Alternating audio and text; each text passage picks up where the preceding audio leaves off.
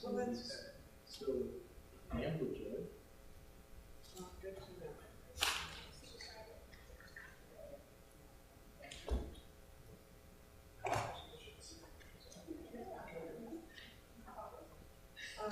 I responded to. I know, I saw this response. I didn't see it.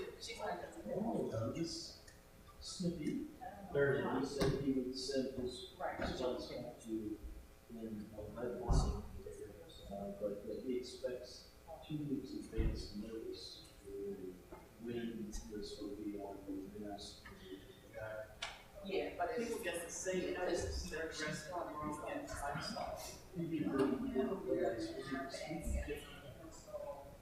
so did I not say staff will push by the next meeting? When it's on the agenda? Why would we, I don't understand what the expectations.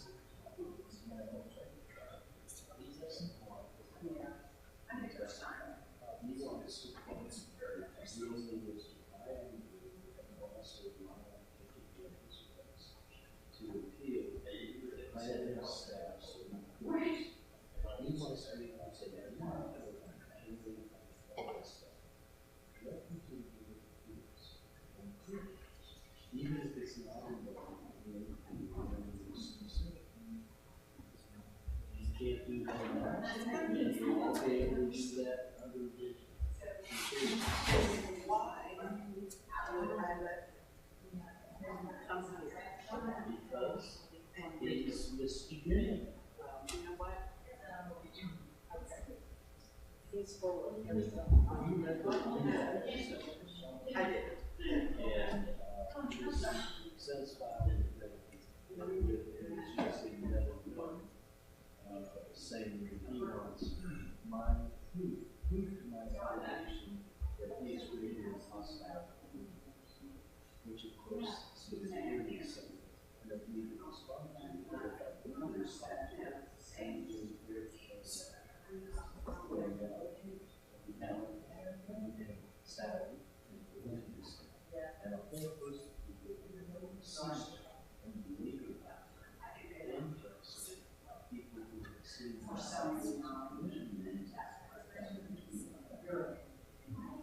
There has to be, there has to be a procedure in a category. Nuisance.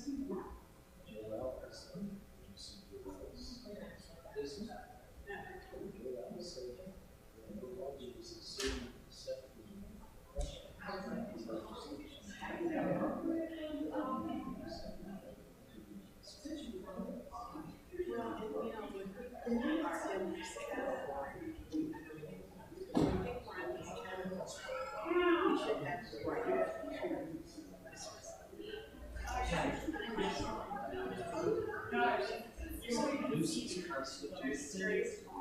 Yeah, well, there has to be a limit.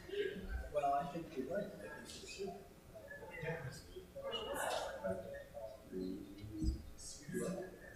Oh, really?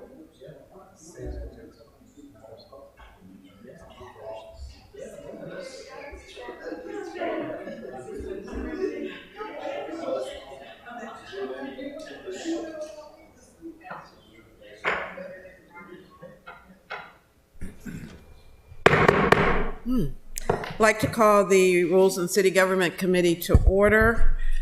Please note for the record, Alderman Arnett and Alderman Savage are present. I'll entertain approval of the agenda? So moved. I would like discussion. This is a huge agenda, and in particular, the last item on the agenda, the standards of performance, which I'm sure you're going to be, I've been pouring through. Mm-hmm. I think it's an extremely important document, and I suggest that it's something where, because this is so timely with the budget, is something where we may want to consider having a fairly quick, immediate Rules Committee meeting to discuss this alone. A lot of work has gone into it.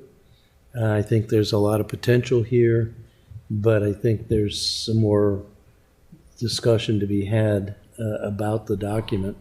And to and including, I think, because it's so big and important, potentially even getting some kind of contract help to work on this. But when we get into it, I can tell you what I'm thinking. But So are you proposing that we remove it from the agenda today? Well, I think we can either take it up or we can take some of these other, we certainly need to do our appointments. Some of these things, like the Market House lease, that's another huge one. There's information we don't even have in terms of a staff report or. That's a mistake, I think. What do you mean? What's the mistake? It's 20. Pardon me? 0618? Well, lease that's in what the I was Market wondering. House? it's refer. 0620. What's 0620? It should be 0620, but is the document accurate that's attached? No, this is back with the. Well, it's because it's got Bruce Miller's name on as one of the signatories, so. I think it's just a. No. And who, the Literally Oyster should be Company, It's just a bad the Okay, Oyster record. Company okay. didn't win the award, did they?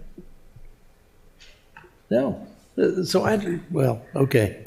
Well, that is something that, So let me ask, and then what about the bag legislation? Are we going to be able to get into I'd like that to today? remove that. well, I would propose that we leave the agenda as written. All right. And if we don't get to specific items, we will have an opportunity to discuss what's needed in going forward with Now's those the things. chance.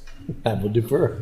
So, but I would hate All to right. pull anything off without plans. So I will Moving second ahead. Rob's motion to approve the agenda. Okay. Excuse me, so- Madam Chair? Yes, sir. You 0620 is what we're supposed to have, right? Could you go get that to Kia?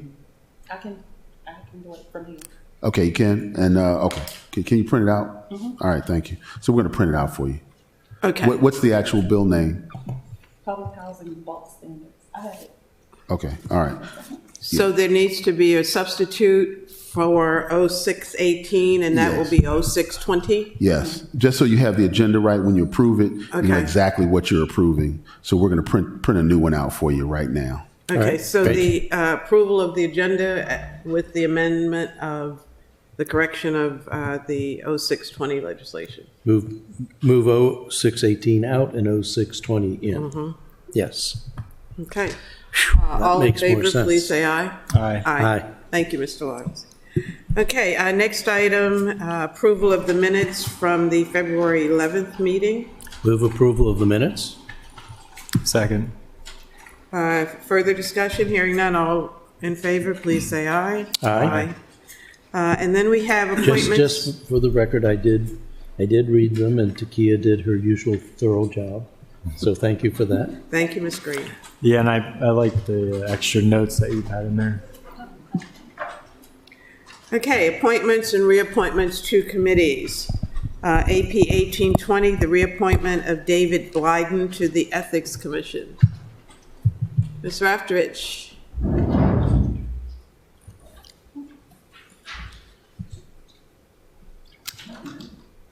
That one works. Hi. Hi. Sorry. Mr. Blyden couldn't be here today, so I said I would come and represent him. Mr. Blyden has been on the Ethics Committee since 2012. He was recommended for reappointment by the chair. His resume, I put a paper resume in front of you. It just had one change, his updated resume, because his term as counsel with Queen Anne's County was completed in 2014. So the old resume showed that as current. He is currently a judge in the Maryland Tax Court, and he has his BA from University of Maryland College Park and his JD from University of Maryland School of Law.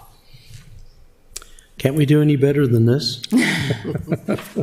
He looks eminently qualified to me. Absolutely. Alderman? Thank you, Madam Chair. I do have one request. I think it'd be helpful to, in the future, if we could see what their, I guess, past attendance has been, just to make that's sure a that good they're, making what they're supposed to be, making the commitment they made. I'm happy to do that in the Okay. future. Generally, I get notified by the chairs if there's an attendance problem. Okay. So when I send it out for, when I send them out to be reappointed, I ask the chairs for recommendation, and they usually let me know, but I can specifically look through annual reports for attendance issues as well, if you'd like. Okay. Thank you. Madam Chair, I move that we recommend favorably to the city council. Second. Okay, further discussion? Hearing none, all in favor of supporting David Blyden's reappointment to the Ethics Commission, please say aye. Aye. Okay, and the second, AP 1920, the reappointment of Ben Sale to the Planning Commission. I think Mr. Sale is with us today.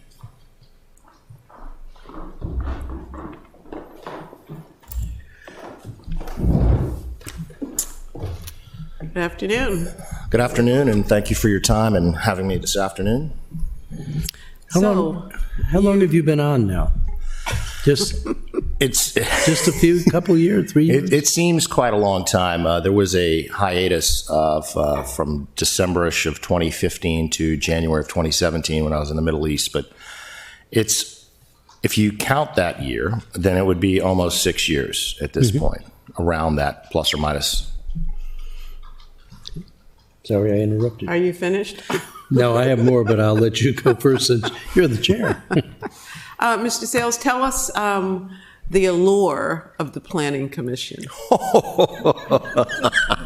I like to bring levity to any meeting I'm in. It makes it more palatable to sit here all day. The allure. Gets to sit in that chair. I am sitting in that chair during the meetings now. I'm the current chairman.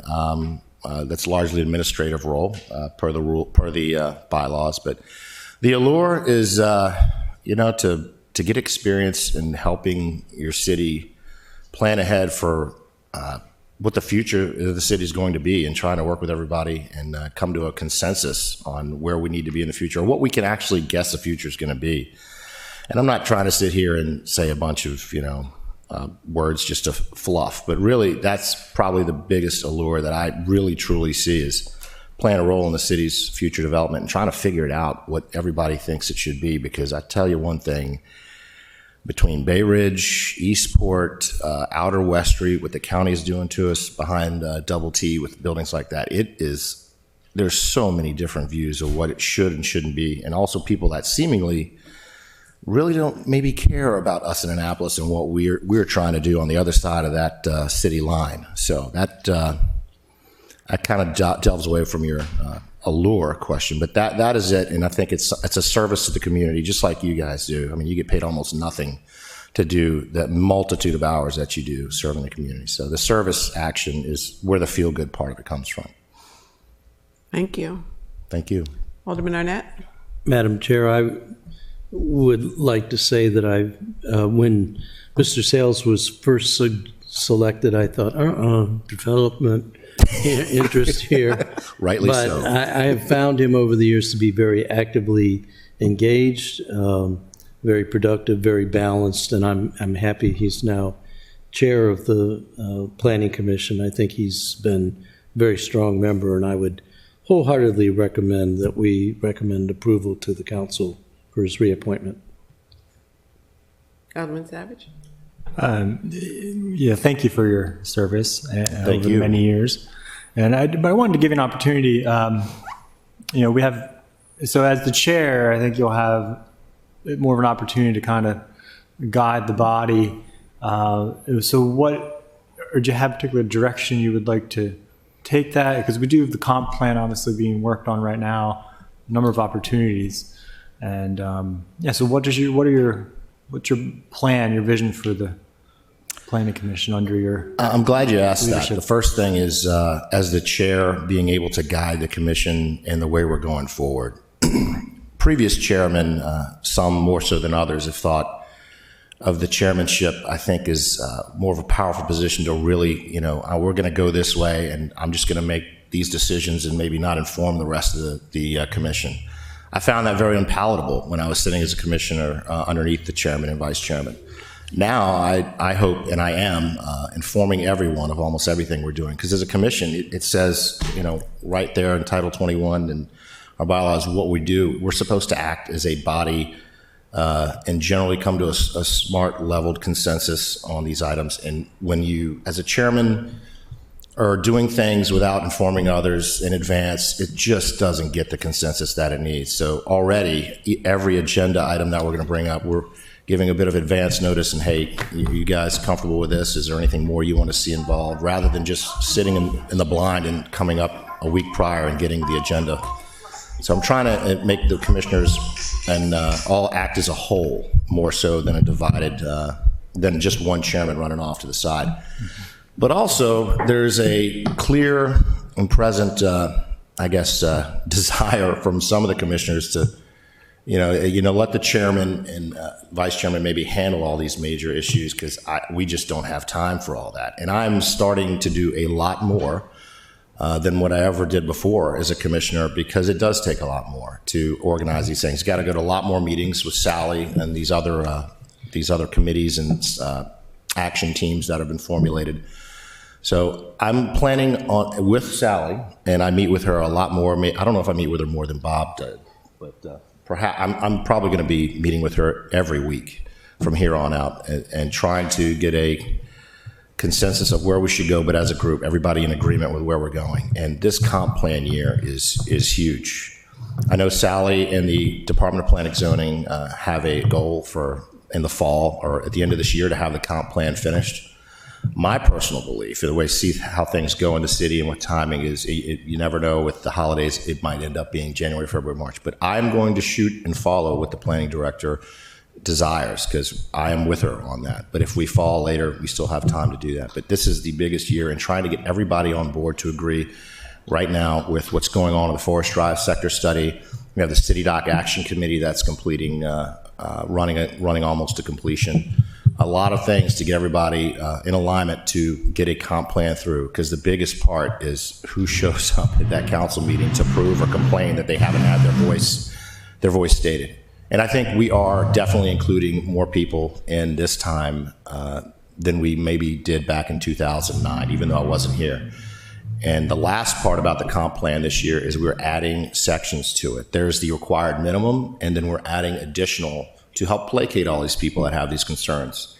And most of them right now seem to be coming from the Forest Drive area down in Bay Ridge, which is outside of our city. And I really want to make that plain and evident that we are integrating with the county outside these residents, even though they are not taxpayer citizens of the city. And they do show up at our meetings, and you may think, you got to always check that address in your head when they show up and start arguing, where is this person from? And a lot of times it seems like it's your own citizens, but it isn't.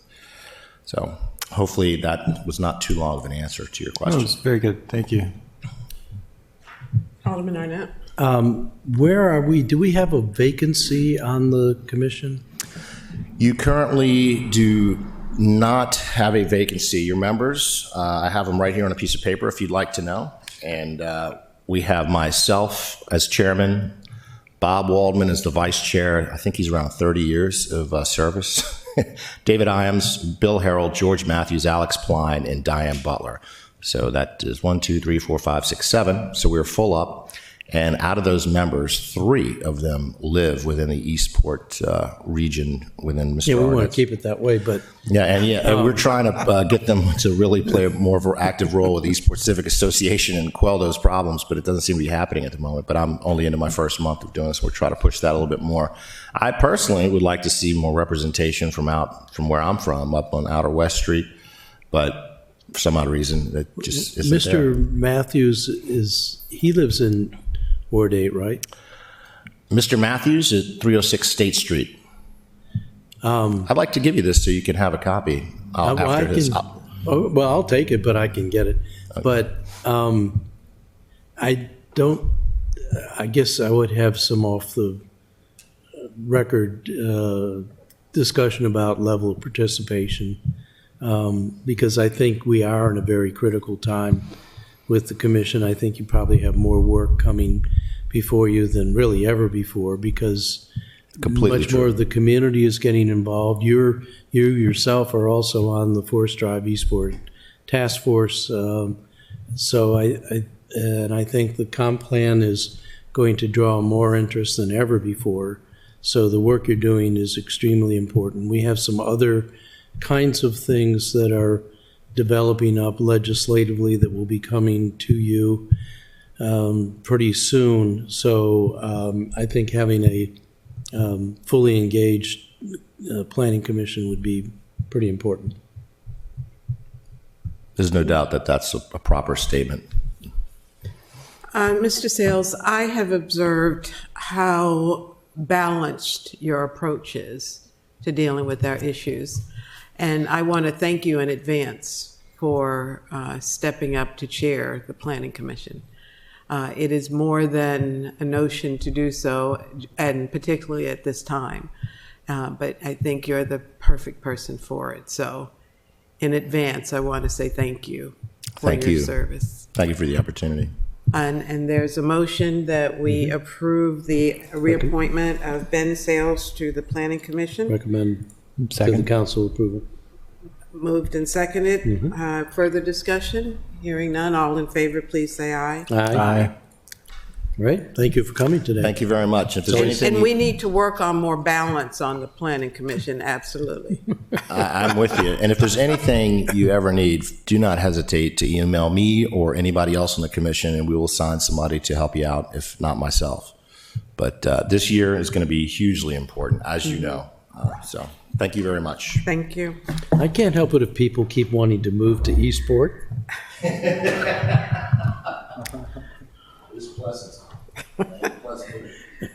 Okay, next item on the agenda is legislation before the committee, 03819, Housing and Community Development Committee, for the purpose of renaming the Housing and Community Development Committee, clarifying certain powers and functions, and making stylistic changes.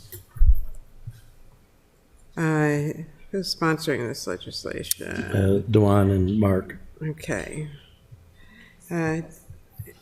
Any discussion on Yes. Alderman Arnett? And I'd like to involve the city attorney in this discussion because I believe when we were reviewing this before, there were some questions.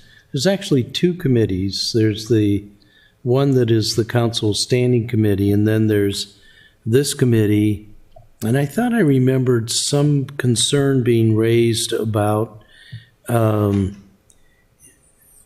council members being involved in a committee that actually has executive functions. I may be getting that confused, but do I remember that correctly? Yes, sir. We discussed that if you look in paragraph C of the ordinance as currently drafted in the ordinance, it uses the words plan and implement housing and community development projects throughout the city. And then it says exercise all powers and functions of redevelopment and urban renewal. It also uses the word like manage and improve housing stock, and is responsible for all policy, program, and administrative actions taken by the committee, and approving all personnel involved in housing and community development activities. So as written, this paragraph conflicts with several areas of your code. One, the functions of the city manager, which encompass all of those active words. And then secondly, the charter of the general powers and duties of the city council, which state to have the authority to enact all laws, powers and duties, to include oversight, expenditure of public money, and oversight of delivery of municipal services. And so these things kind of worked against at least the language of directing and executing that which you have planned. And right now, if the code designates one body to be the oversight, the legislative, the enactor, you have crafted a government that puts in another body, a person, a city manager, to execute that which you have legislated. Right. To do them both in the same ordinance or in the same activity opens not only the council up to some issues of liability that the code creates in a buffer, but also issues related to the bifurcated government you've set up, and may impact how that's actually done. for the efficiency of running the government.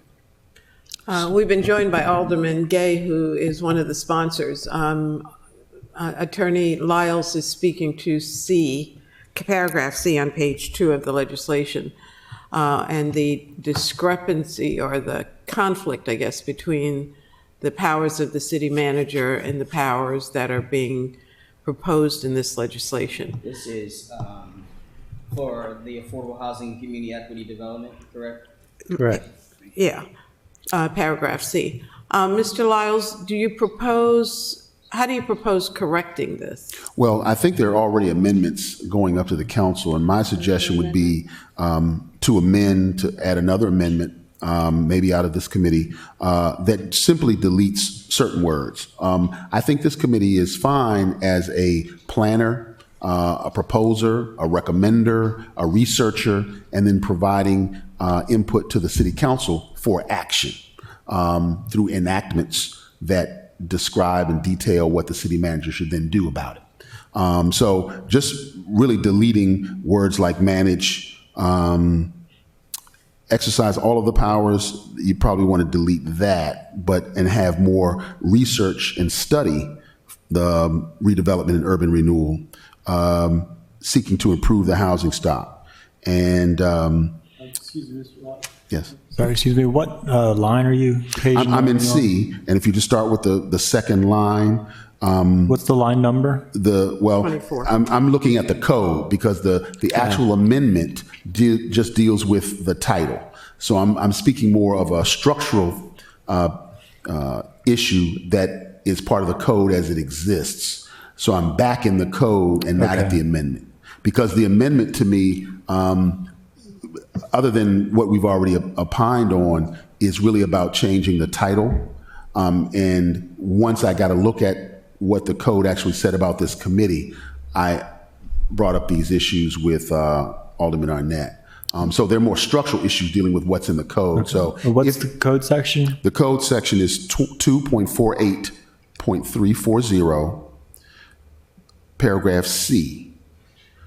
It's the duties of this committee.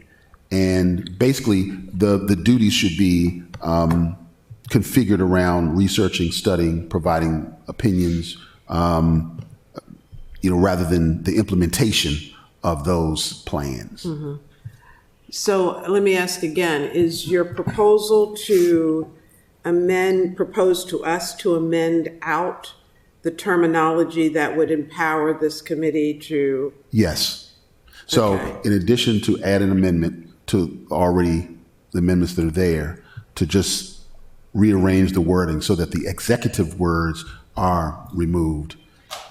So would it make sense to allow Alderman Savage to address his amendments to see if they Sure. address some of your concerns? Sure. And then if not, we come back Right.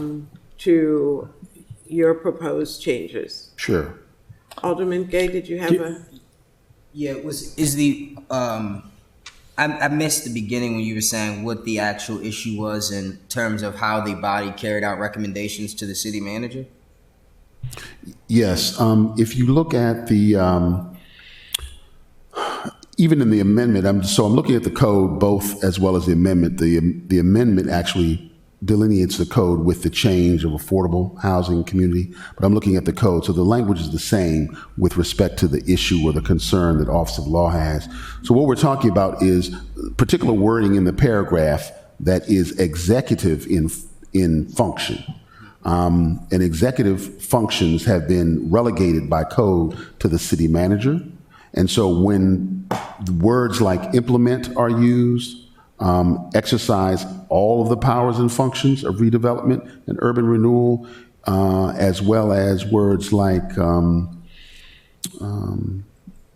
administrative actions, are words that are really bleeding over into the powers that you've given to the city manager and are potentially violative of the duties and powers of the city council under Article 4 of the Charter, Section 2. So let's let Alderman Savage speak to his amendment Sure. now. And if they address your concerns, then that's great. If not, then we will come back and look at amendments that are needed Thank you very much. to correct these. Alderman Savage? Thank you. And from what I recall, my amendments came from out of the staff report recommendations. And so Amendment 4, let's see, on page 2, it proposes to strike lines 23 to 28 and substitute with the newly proposed language. And I think it's mostly just reorganization. However, it does, let's see, reading through it, just give me a minute to read through this again. Actually, no, this is just deals with reporting, Am I reading quarterly the same reports. amendments? Amendment number 4. Okay, could we go through them in order? Amendment number sure. 1 is to simply change the name from Annapolis Housing Authority to Housing Authority of the City of Annapolis Board of Commissioners. Is that correct? Yes. So Alderman? here's my level of discomfort, and I'm glad that Alderman Gay is here because it is his legislation. Have you had a chance to review Alderman Savage's amendments? Mm-hmm. And are you comfortable with any or all of them? Yeah, I don't see any issue. Like you said, most of it was just checking what. Oh, sorry. Like you said, most of it was just checking some of the things that we've missed. In regards to Amendment 4, I do want to go back and look at some of the responsibilities that were laid out for the committee, but that can be done. Me too. And so what would feel good for me at this point would be that you meet with the city attorney and anyone else to make sure that Amendment 4 addresses. Amendment 4 is pretty big surgery here, but I'm not sure that it gets to everything the city attorney is recommending, and also not sure that it leaves in things that you would want left in. So I don't know, can we fix that right here on the fly, or do we need a little more time? I think this is going to require a little more effort than what we can do here in this meeting. I agree. Because while Amendment 4 is pretty extensive, I'm not sure it reaches all the concerns that were raised by Mr. Lyles. Right. And so I think it's a good idea to go back to the law department. Can we agree that amendments 1 through 3 are acceptable to the body, or would you? I would make that motion. Yeah, and just, I'm looking again at the staff report. 1 through 3 are in there, but 4, I'm just looking at the history to see where that came from. But anyway, I'll second that motion. Okay, so the motion on the floor is to approve amendments 1 through 3 for 03819. Further discussion? Hearing none, all in favor, please say aye. Aye. Aye. So that leaves Amendment 4. So we're going to ask the sponsor, Alderman Gay, to meet with the city attorney and anyone else who's interested to address the concerns raised by this amendment and other issues raised by the law department. And Alderman Savage. yeah, and just to clarify, looking at my emails, I think that Amendment 4 came from the law office, from Jacqueline. I'm not sure. Yes. So can I speak to that? Yeah, for a because they second? were focused. I'm sorry. Go ahead. Well, I wanted to actually give you credit. One of the good things that's happening with the Office of Law now is that they're really looking at our code very thoroughly. And they're bringing up issues that never would have occurred to me, which I think are extremely important issues. This whole balance about administrative versus policy. I like to call it administrative versus policy versus executive versus legislative, but we can work on the terminology, but it's critical. One of the things that former city manager Sutherland tried to do was to dig in.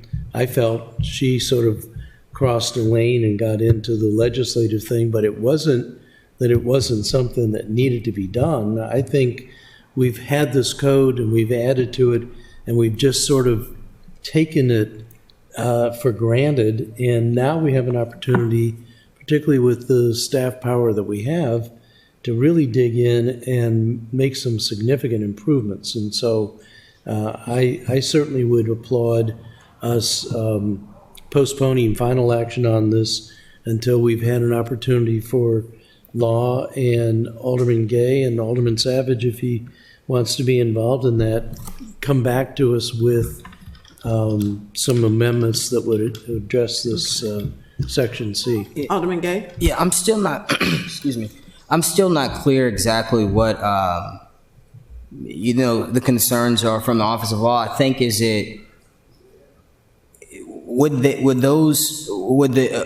and just again, reading the amendment here, would taking that power away from the committee, set us back in our goals and efforts to kind of create affordable housing as we really push forward on this? I think that allowing the chief of community development to still maintain some of those powers, and I think I get the concern of that it kind of steps over the line, but I think by giving her that authority, or giving that individual the authority, it allows them to kind of stay on top of things in terms of the housing stock and all that. Well, the good thing about the way you set up your government, the council's job is to oversee everything.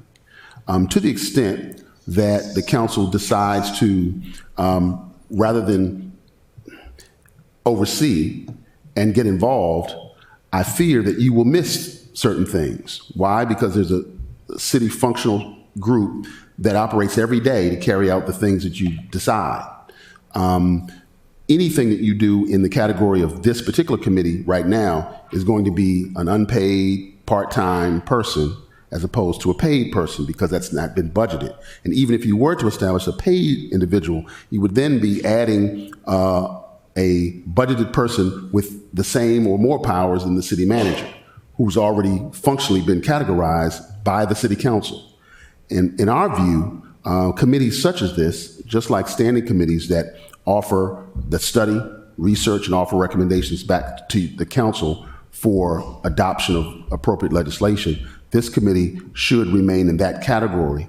To the extent that words like implement, manage and improve, administrative actions, and oversee personnel are involved in the activities of this individual, you then have taken away from the city manager, without budget implications, without legal implication, without legal authority, the things that the city manager is responsible for, and thus you lose oversight. So in our view, clarity is king here, and it's just the reworking of some of the words that are more executive and keeping this committee squarely within the frame of providing you the information you need to actually make directives to the city manager, who will then carry it out. If for whatever reason you think individuals in the executive staff aren't carrying those things out, then that's on you to figure out who's best to deal with that. But right now, you have a structure that says we will direct folks, and you are the directors. And to the extent that you've already designated who the executives are, you may want to give them the additional duties to carry out for you.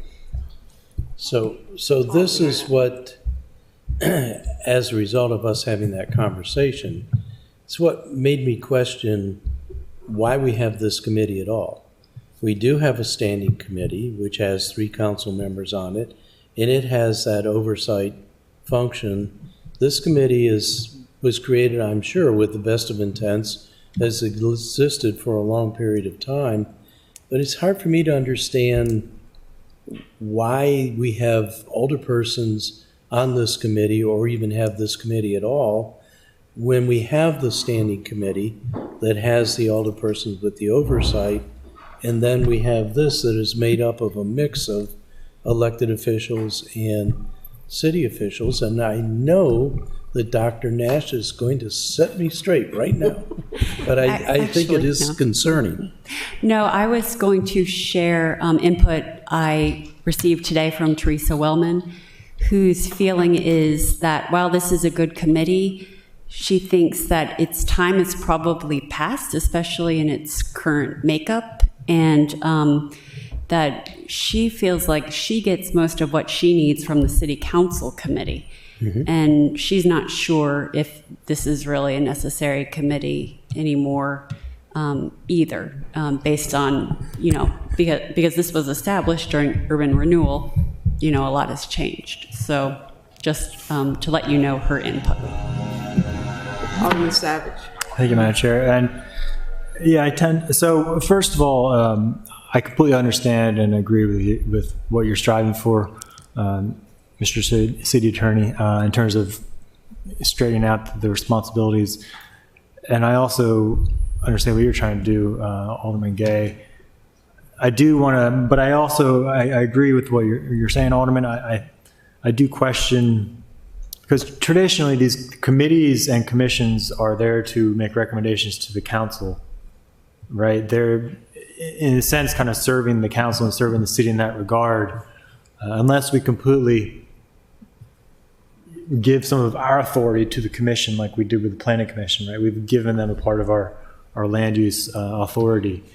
And so in this case, I think it's more about them, this committee or whatever committee, giving us those recommendations. So in light of that, looking at the amendment that was proposed, Amendment 4, comparing it with what's in the original ordinance, it really would strike out. It strikes out the lines that actually dictate what exactly the committee would do. And so if the Amendment 4 passes, really, there's no purpose to the committee at that point. And that wasn't my intention. I'm just coming to that realization now, reading it. So my point is, Alderman, if you want to give them a new purpose, I think, and support the underlying goal of Mr. Lyles, then you might want to craft some additional amendment. But also maybe, again, I mean, these are responsibilities that could be done through the Housing Committee as it currently stands, the subcommittee of the council. But if you have a specific vision for where you'd like this committee to go, I'd be open to that personally, supporting it. Yeah, I definitely support keeping this committee. I think that Housing and Human Welfare and Housing and Community Development, as it currently named, are two completely different things. And I also think that it's urgent that as we are in the midst of a housing crisis in the city of Annapolis, believe it or not, that we put the focus onto this, and that committee does that. Currently, we only have one employee who solely focuses on housing affordability and housing development within the city. I think that the Housing Community Development Committee assists with that and can play a critical role in carrying out those powers if we were to give it the authority as another commission, which I think will be great because, again, we have one person focusing on this issue. Not a lot of funding going towards it. I just think that there has to be more hands on deck if we want to be successful in our fight to create affordable housing. And I think to either strike the committee, to weaken any powers that it may have, or to stop it from gaining more authority would just harm our goal to create affordable housing. Alderman Arnett. And what you're saying is actually totally validated when we get down to this, I can't remember the term of art for what we're calling this, but I noted that Teresa's section in here is bigger than any other section in the city, including police and fire, with the possible exception of Public Works because it has so many divisions. Actually, Environmental Matters is the second biggest, the Office of the Environment. But I was astounded. And one of the recommendations I'm going to make when we get to this is we need to have the number of people in each one of these segments that are associated with each of these jobs, because Teresa's goes on for pages. So do some of the things for the environment. And part of what our job is to try to put the jobs that people are doing in context with the resources that we're making available to it. And so we got a lot of really good things that are going on in terms of rethinking the city and restructuring things. and it's fortunate they're happening simultaneously, and it's fortunate that they're happening when we have staffing resources that are keyed into looking at these things. Going back to this committee, it seems to me that we have the Council Standing Committee, and then we have these 3 interested citizens who work with Teresa and could work with Teresa. And I would think that what we would need to do is to make that kind of work from that group report to the Councilmatic Standing Committee, and that committee would be then responsible for making sure that services are delivered and things are done. And now we have the right kind of flow, and we keep the oversight responsibility at the council level where it belongs, just as I showed you yesterday in the charter, that section about our responsibilities. So I think we can really have some good things develop out of it. I understand you're loath to maybe let this committee go because it's such a passion of yours and Mark's as well. And I support that, and I actually share it, maybe more than you think, given some of our discussion. But I think it is time to maybe rethink this whole committee, as Dr. Nash has suggested that Teresa Wellman is thinking is appropriate. So I think good things are coming out of this. It may not be exactly what you were thinking, but I think it is going in a positive direction. I just would, again, even if there is recommendations from you guys as committee to make changes to how the functions of this committee, I'm completely open to that. I just think that as long as something stands outside of just that one individual in planning and zoning to help assist in the in our goal, then that's fine. Yeah.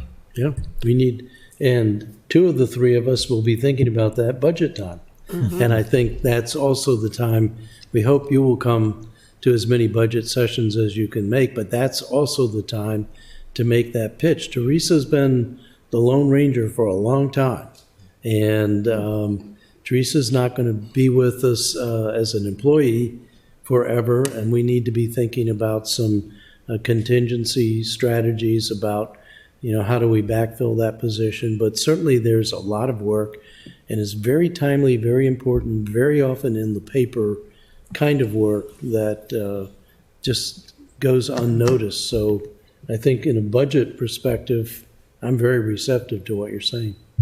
Alderman Savage. Thank you, Madam Chair. I'd almost recommend at this point maybe turning this into, striking it, but making it into a brand new commission working with the city attorney. I'm just comparing this to the environmental area, which I know much more about, and in the sense that we have the Annapolis Environmental Commission, which the goal is to bring together and listen to other groups, right, and distill that information and give those recommendations back to the council, right? And I think that's something that would be of enormous value for affordable housing. We don't really have that capacity right now in the form of a commission, unless I'm overlooking something. And, that could include staff liaison in terms of the form of Teresa Wellman. But that's where, and maybe we even want to empower that commission a little bit, because I'm thinking about historic preservation, right? We have one historic preservationist, but we have the HPC, the commission, that's much more empowered. It's a quasi-judicial board. So I think that might give you more flexibility in terms of expanding the membership and its role to really be kind of along the lines of what you're looking for with that task force, except it'll be much longer lasting task force. Something that would potentially as we make those recommendations, as you said, carry them out much longer than the task force could potentially do so. Exactly. Yeah. I'm definitely open to that and working with the Office of Law and the planning director.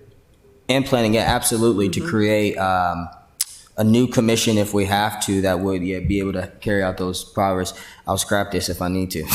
We're ready to help. And I've talked to Dr. Nash, so we're ready to get started. So we can set up a meeting for you and we can get it crafted the way it can work.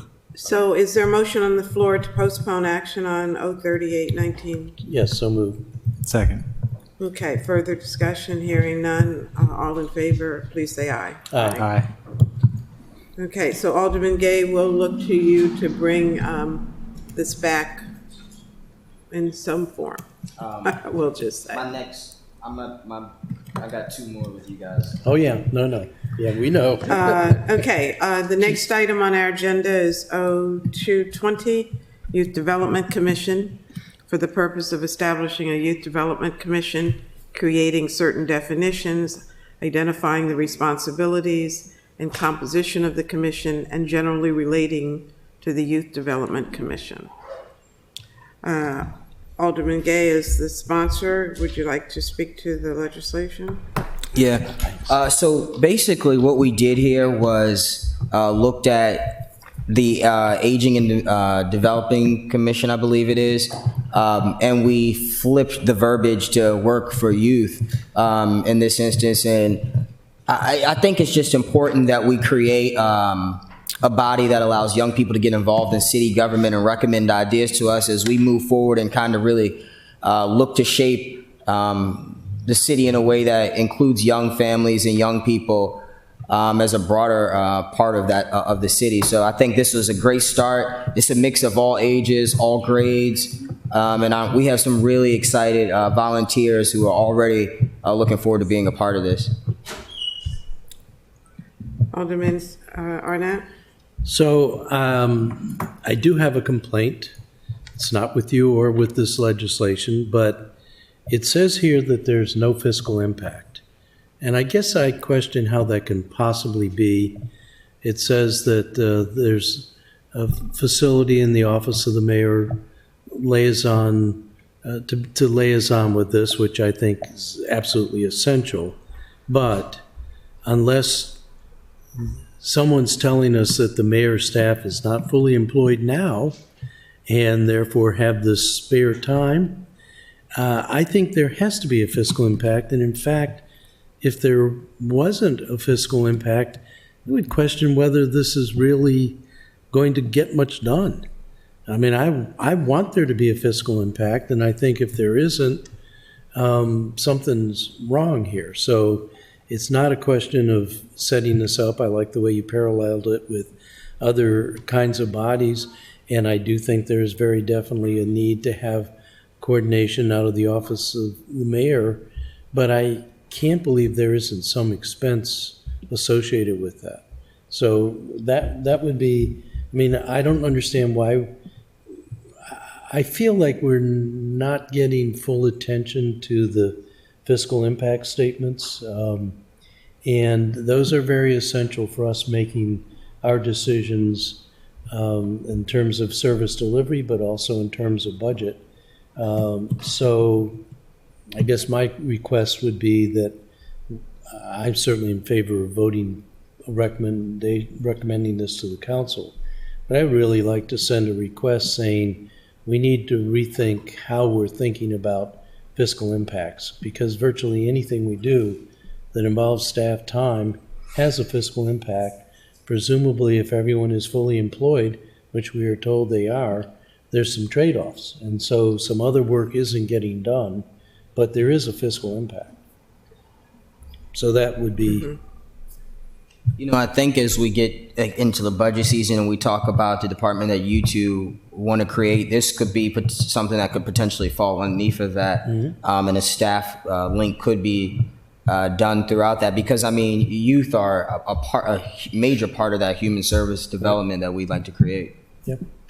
Well, and that was going to be my question. Who's going to kind of oversee this group? We're talking about them participating in federal and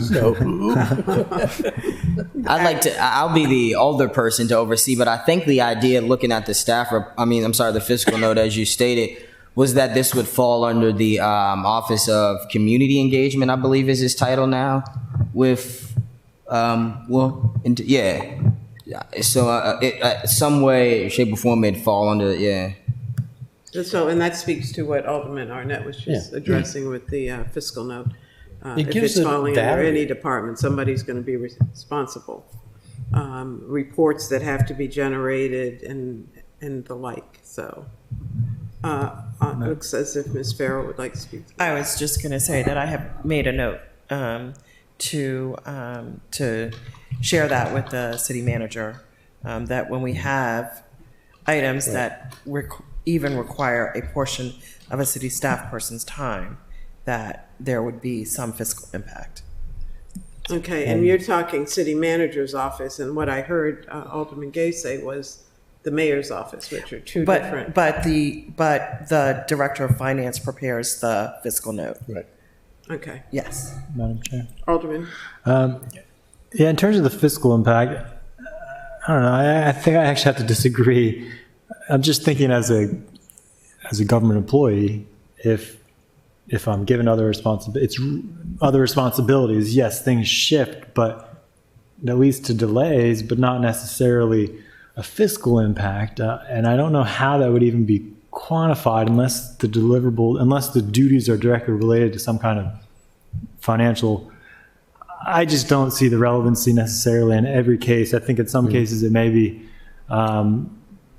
because again, as a government employee, always overworked. There's always something. And I know you came from government too, but in terms of the merits of the ordinance, I agree. But I do have some kind of questions. I want to hear your thoughts as the chief sponsor in terms of two of my concerns were, and I think I mentioned this to you before, the high number of the members, but also the short term. I think they rotate after every year. Is that right? Yeah. Because I'd almost like to rather see them be extended to 2 or 4 years. I just think I think we're going to find a difficulty in recruiting people year after year, and it might be setting us up for failure. But if you're confident, Well, no, that actually was an amendment that was, I thought it was under this amendments that are here. That was an amendment that was supposed to be added after the conversation I had with you and also you, Sheila, with the turnover of the 1 year. The idea of when I first created it was that I know that like if you're in high school or middle school, there are 18 other extracurricular activities going on. So I think that to put a requirement of 2 years on it was a bit much to me, especially if you are a junior or a senior in high school who's a part of this, and then you're talking about carrying this out into your freshman year of college, which would be unlikely. So that was the concern, but I'll go back through the email and actually find the amendment that I added for that, which would have extended it for 2 years. you're saying that's not on. I see 2 in Granicus. Yeah, it's not on the list that we have now, but I'll add that though. What would be your recommended term length? I just made it to 2. We could recommend that on committee, if that's We could, but youth is a self-limiting problem. You age out of it. I'm looking at this legislation. There's only 12 members of this commission, correct? Yeah, it's a mere third of the other one. I think the other one we were talking about, what was it, last night, that has 45 members. 44. Yeah. The only thing I'd speak to is the fact that it takes people some time to get caught up. And having placed a youth on the Education Commission, she currently sits representing Ward 4. It takes a year for anybody new to the processes to get caught up. So by the time they learn what's really going on, they're off. So, just consider a longer tenure. But presumably they age into being a productive community member. So Well, hopefully I did that's want to all go back what's though gonna and be respond generated. to Alderman Savage, and I would think you would have responded also. I was holding off on that. Okay, so the fact of the matter is, say it's Will, it is going to take some of his time, and that's time that has value. You can just say, suppose he's going to spend 5 hours out of the week doing this instead of something else. He has a salary and a benefit package. We can easily value that, and giving it value, I think, is very important. I think that all of the things that our staff do and hopefully that we do have value. And when we say it doesn't cost anything, it's just not true. It's not accurate. It does cost something. And as Alderwoman Finlayson says, our staff are full to the gills. Something else does suffer. Something else is not getting done. And we need to know what those things are, and we need to value those things too. So I think it's more of a mindset on the part of, that I would ask for on the part of the finance department, of when any staff time is devoted to something, that can be given a value.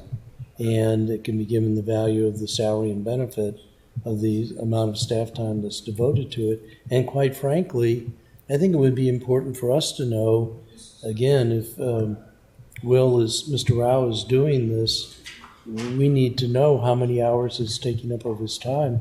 And it may well be a justification the mayor would want to bring to the council budgetarily, saying, you just don't have enough people to do everything. So I think putting a value on it is very important. And it is not one of those things where, we just ask the civil servants to soak up one more task. And in truth, civil servants are very good at budgeting what they're going to get to and when they're going to do it. I think a lot of civil servants work far more than the number of hours that's expected of them during the workday. Certainly my experience with my staff, that was the case. Well, the only thing I would add is that I would keep us aware that our employees have full-time jobs. Mm-hmm. And to assume that they don't is a mistake. So anything that we put on top of those already full-time jobs costs money. Something is going to give somewhere. And if I can't remember, a few years ago, we were budgeting using the process where we calculated time. Programmatic budgeting. Programmatic budgeting. Does this start to take us back there? Yes. Exactly what we did. And we calculated the number of hours that everyone dedicated to every task. And as difficult as it was an eye-opener about how many different things and how many different directions our staff is being pulled into. So I would just, remind us that we have full-time jobs already, full-time staffs already. And if we want to add something, then we need to think about adding some volumes people I'll show you. to that.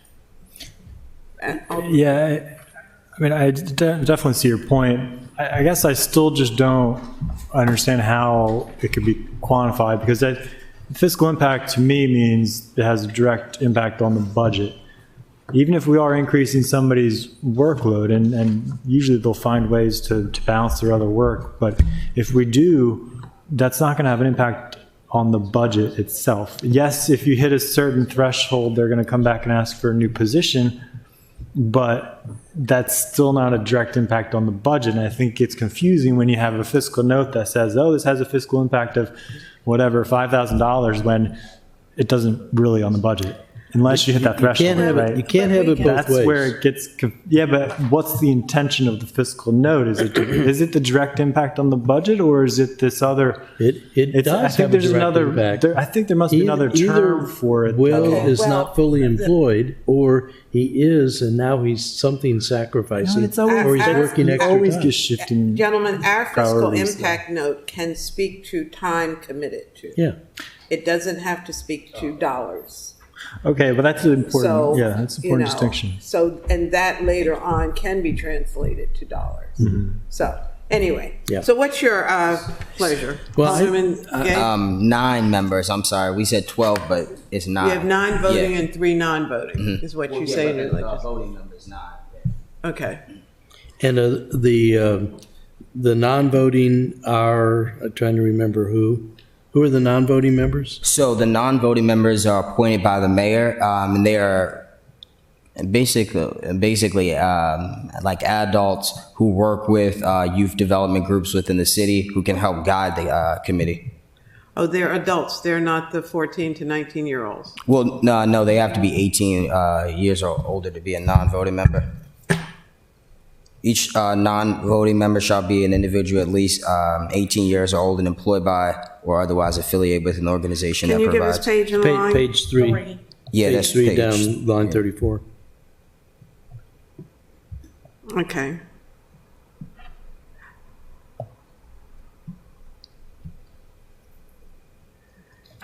So gentlemen, what is your pleasure?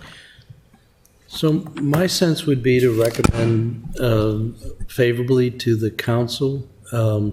My gut is that this is going to be a group that will sort of rise and fall depending upon the energy of the members that we can recruit for it and the adults that can sanction it. But I think it's something that is an important cause and it's worth the try, and I certainly support it and would vote for it.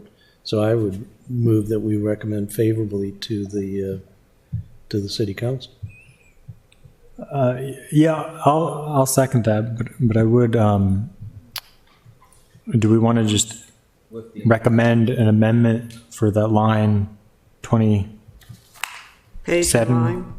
Page 3, line 27, which would just be substituting 2 for 1? From 1 year to 2 years? To 2 years. From 1 year to 2 years? Yeah. I would support that, so I'd second that motion. Would that be a friendly amendment? Definitely, and I just want to make sure that it also is changed in it says it twice, 1 year, in the following sentence as well. Oh, right, in line 28, so line 27 and 28.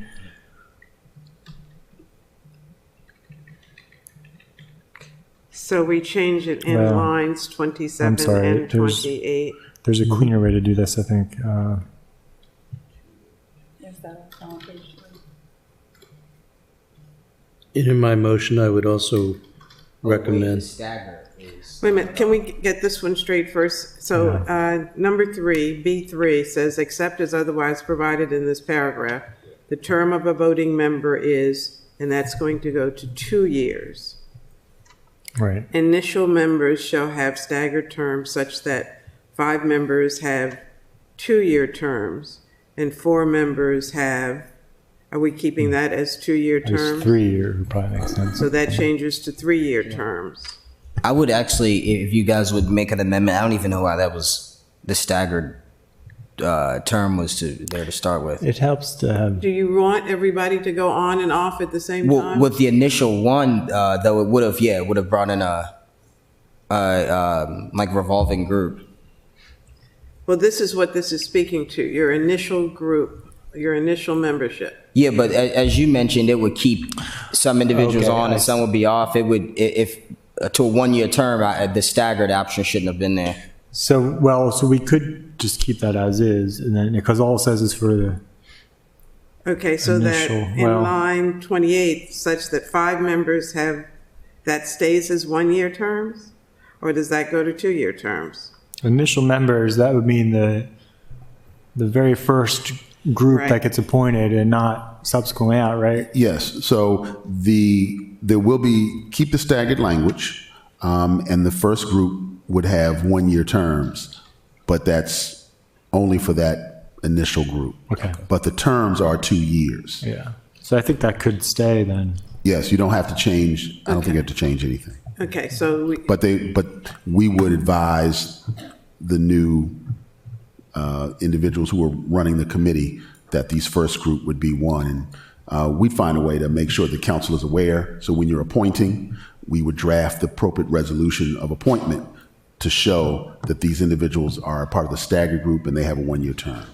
So you'd see all this again in the appropriate format. 1-year Okay. term for some, 2-year terms, but everybody's going to have a 2-year term after that initial term. Okay. so, do we need the amendment or no? Well, you've got an amendment that's dealing with the 2-year term. Right, right, so that's Yes, it. so that is what you're amending. I think Okay. that's appropriate. So that's line 27. Striking 1 and replacing it with 2. Making it 2, And making it years, Years, instead of year. and the rest remains the same. Yeah. Okay, And then I'd So I'll also recommend move we that. support the Alderman Gay amendments. Yes. I'll move both.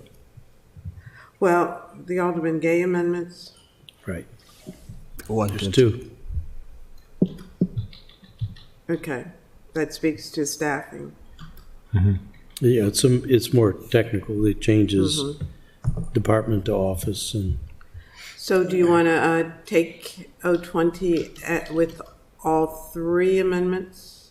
The two gay amendments and the one Rules Committee amendment? yes. Yeah. So I'll move favorable recommendation as amended with amendment 1, 2, 3. Second? Okay. Further discussion? Hearing none. All in favor, please say aye. Aye. Aye. Okay. Next item, 0620, The Annapolis Oyster Company. release of the, Duan, this is you too? Do we really want to relive this? Well, you're interested. oh, wait a in that. minute, what, This is the, we're 0620 substituting in is 06, plan 20, developments, public which is house the bulk standards. standards. The what? Bulk standards? Oh, yeah. So, wait a minute, did we substitute this for Yes. market house legislation? Is that Yes. what we were doing? Yes. Okay.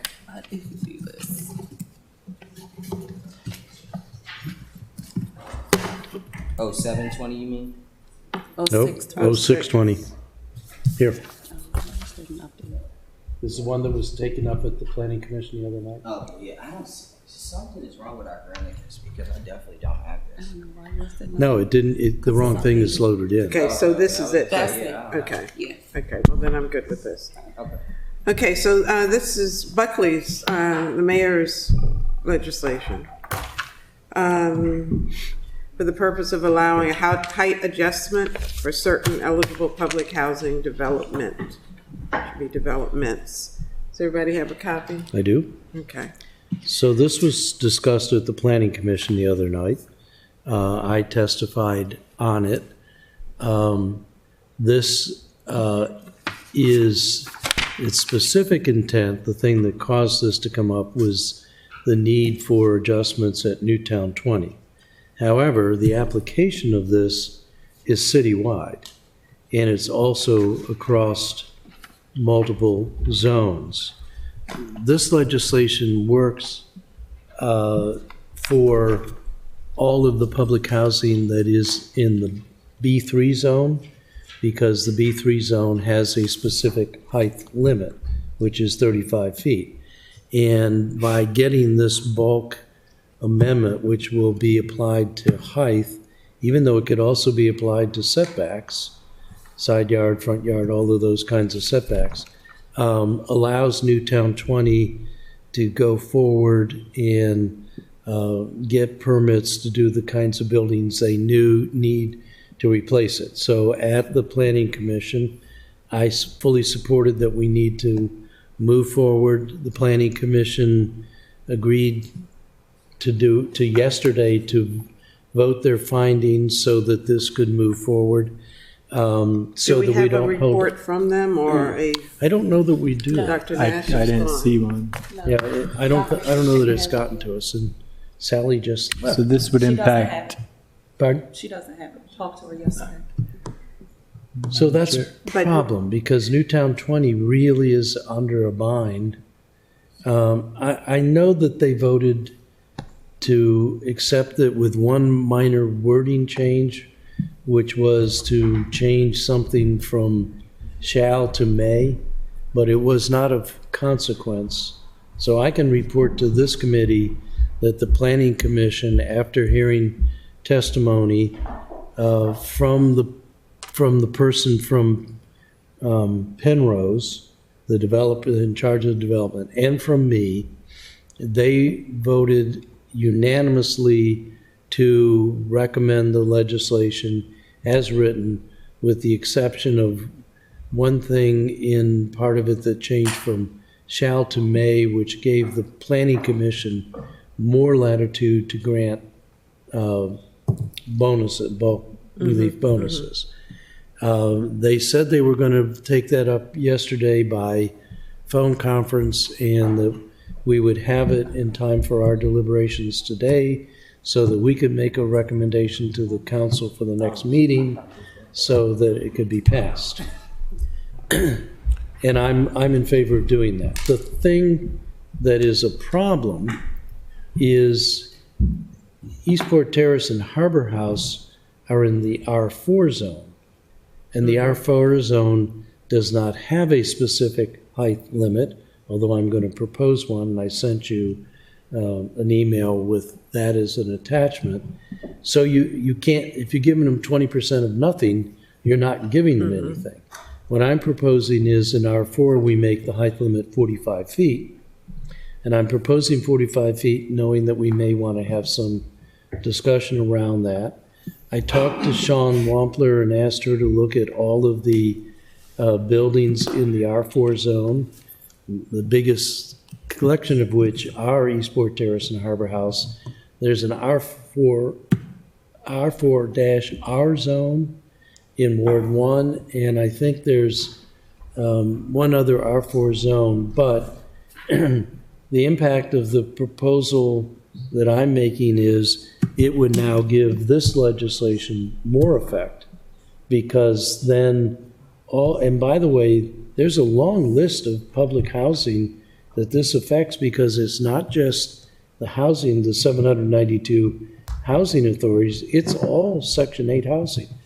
So Sally had and read orally to the Planning Commission all of the different housing that this could affect. So I'm uncomfortable about the fact that we don't know who all of the different conditions where this affected housing or adjoining non-residential, non-multifamily units, could be joining neighborhoods, could be joining business districts or whatever. But because of the urgency for Newtown 20, I think we can come back with my proposed legislation and make it so that Eastport Terrace and Harbor House, when it's their time, can also get this density bonus. So that's a fix that can come up, but that's what happened at the Planning Commission. Okay, thank you for that. Mr. Lyles? Yes, just to remind the committee that without the Planning Commission findings, we won't have it ready for the next city council meeting. It will likely get pushed out till April, because we have a 14-day advertisement of the meeting with the findings.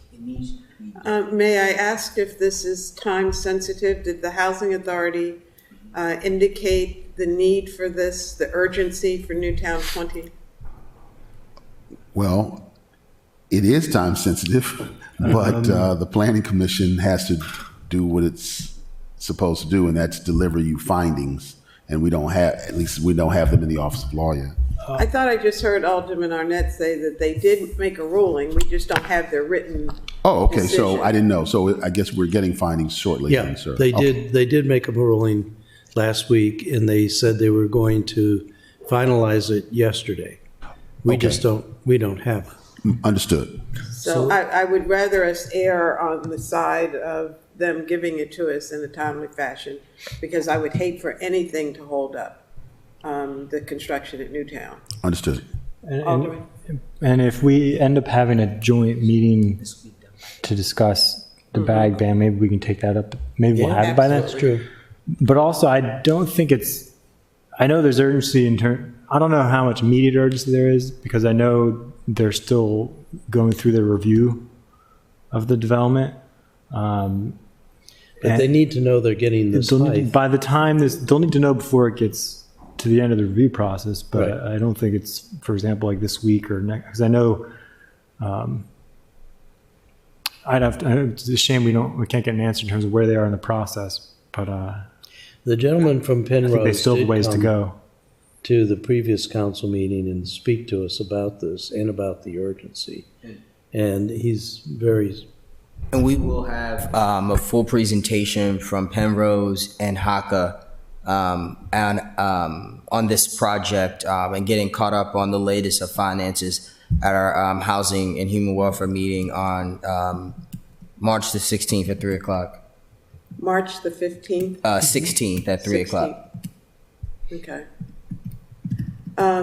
Well, either way, again, I'll repeat, I don't want us to hold up anything when it comes to Newtown 20. Yep. So I would entertain a motion Recommend to favors. recommend favorably for 0620. So moved. Second. Okay, further discussion? Hearing none, all in favor, please say aye. Aye. Aye. And thank you, Alderman Arnett, for being there and for speaking in support of. I did, and Okay. I was happy to do it.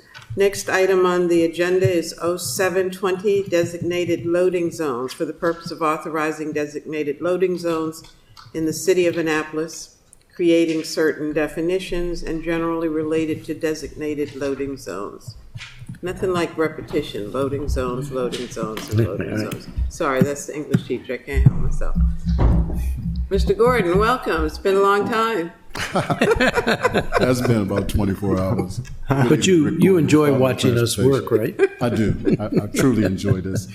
0720 expands the use of existing loading zones to include shared use loading zones for the purpose of permitting taxis and transportation network providers to drop off and pick up passengers at those loading zones. It will not include all loading zones throughout the city. We are currently looking at a number of loading zones to try and determine Mr. Jordan, could you make sure your mic? which ones are more suitable for this case. It likely will not involve loading zones in the morning and mid-afternoon when they're heavily used. It will be accomplished with regulatory signs and a time frame to be determined by the Department of Public Works. Is there an attachment that shows us specifically what areas you're speaking? We're looking throughout the city, primarily in entertainment areas where you get a lot of taxis and Ubers that cause congestion in traffic. So are we providing loading areas? These already exist. That we'd rather make them mixed use than dedicate valuable parking spaces for Ubers and Lyfts and taxis. Well, that was going to be my question. Are we accommodating Uber? Yes, all of them. Okay. Alderman Arnett. Thank you, Madam Chair. I know this is going to shock you, but loading zones are controversial in Ward 8. No, I'm shocked. And they're controversial for a couple of reasons, one of which is relevant to this. In Ward 8, there's a high degree of variability of the timing of loading zones. So, for example, our good friend Charlie Lunas has an all-day loading zone in front of Lunas's. No one knows how that came to be. Across the street at the boatyard, loading zones are from, I forget when in the morning till 11 in the morning. Jeez. Is that your phone? It's my phone, and Sounds like a foghorn. it's my wife. Oh, well, maybe you better answer Excuse that. me 1 second, please. Sorry. Yes, we're in a meeting. Mr. Gordon, do you know where all the loading, the designated loading zones are in the city? No, I don't know where they all are, but Yes, it is. we have not determined Well, which ones that we it'll will be a while. select for We'll this have to purpose yet. I have the parking contractor evaluating loading zones at this time to select those. Once the loading zones are selected, we will reconvene our group to include Public Works and make a determination as to which ones are suitable for this purpose. So that's the part that I got pushback from the community. This is carte blanche authority to put these zones wherever. And while I certainly implicitly trust Director Gordon, not everybody does, but I think there's just a concern about, is there a review process? If there are going to be new zones, and we know that Mr. Eads has certainly argued for new zones. Is there some process where either the alderperson of the ward affected or this committee or some committee would have a review authority over the placement of zones in the city? Director Gordon? But I would like for you to answer, because I thought I heard you answer his question. I did in some respects. There will be a review process once we identify those zones that are being considered. Nothing will be locked in stone until each zone is vetted. Will that be memorialized in code? Well, this gets to another issue. We're working with the Department of Law about code versus regulation and things like that, which I'm all ears for, but I can just hear it. If a new zone pops up, say in front of the restaurant on 4th Street that might house Adam's Rib, and all the other businesses on 4th Street say, wait a minute, that's taking away customer parking, or the neighbors nearby say, wait a minute, that's where I park my car. What recourse will we as council members have to address that placement of a new zone? Let me offer, if I might, with respect to code, this is one of the things, in answer to your subsidiary question, one of the things that we would not advocate going in the code, because as you might suspect, the needs of the population to do these kinds of rides and where they do them changes weekly, monthly, yearly based on tastes. And so the department should be in a position to be able to adjust, just like we're in a position today to adjust no parking areas on the streets today. So this is like that, but it's more so giving, as we reviewed it, giving the department the authority to determine with a sign what is already happening today, and allow for commerce to continue without blocking up streets. So what's going on, this is already happening without the government doing anything. And what the suggestion is let's get some order about it so that commerce can go on, and trucks that are delivering for mailing reasons and supplies and things can get in and get out. So two responses to that. One, I'm not sure that I'm comfortable, at least in my ward, with all the things that are already happening. So that's one thing. But two, I'm not comfortable passing an authority for any director that can do things that I don't have any recourse on other than to write new legislation to take that authority away. And so all I'm suggesting is I would like to see here more specifically referenced a review process, because it's not in the code now, at least as I understand it. Well, and if we don't pass it and we pass this, we don't have that. Well, in our view, the council will have ultimate authority. So if you get a pushback by the community and you want the director to do something different with the signs, then you can, through resolution, give an intent of the council for the change. I don't think that it disturbs your reviewability at all. Well, but that's reactive. That's after the fact. I would argue we'd be better off prospectively having a proposal to make a change that has a review process. Everybody's aware of it. Everybody gets to weigh in then. And before we make a change the signs and so forth, there has been a process where people have the ability to have input rather than have the sign show up, which has happened.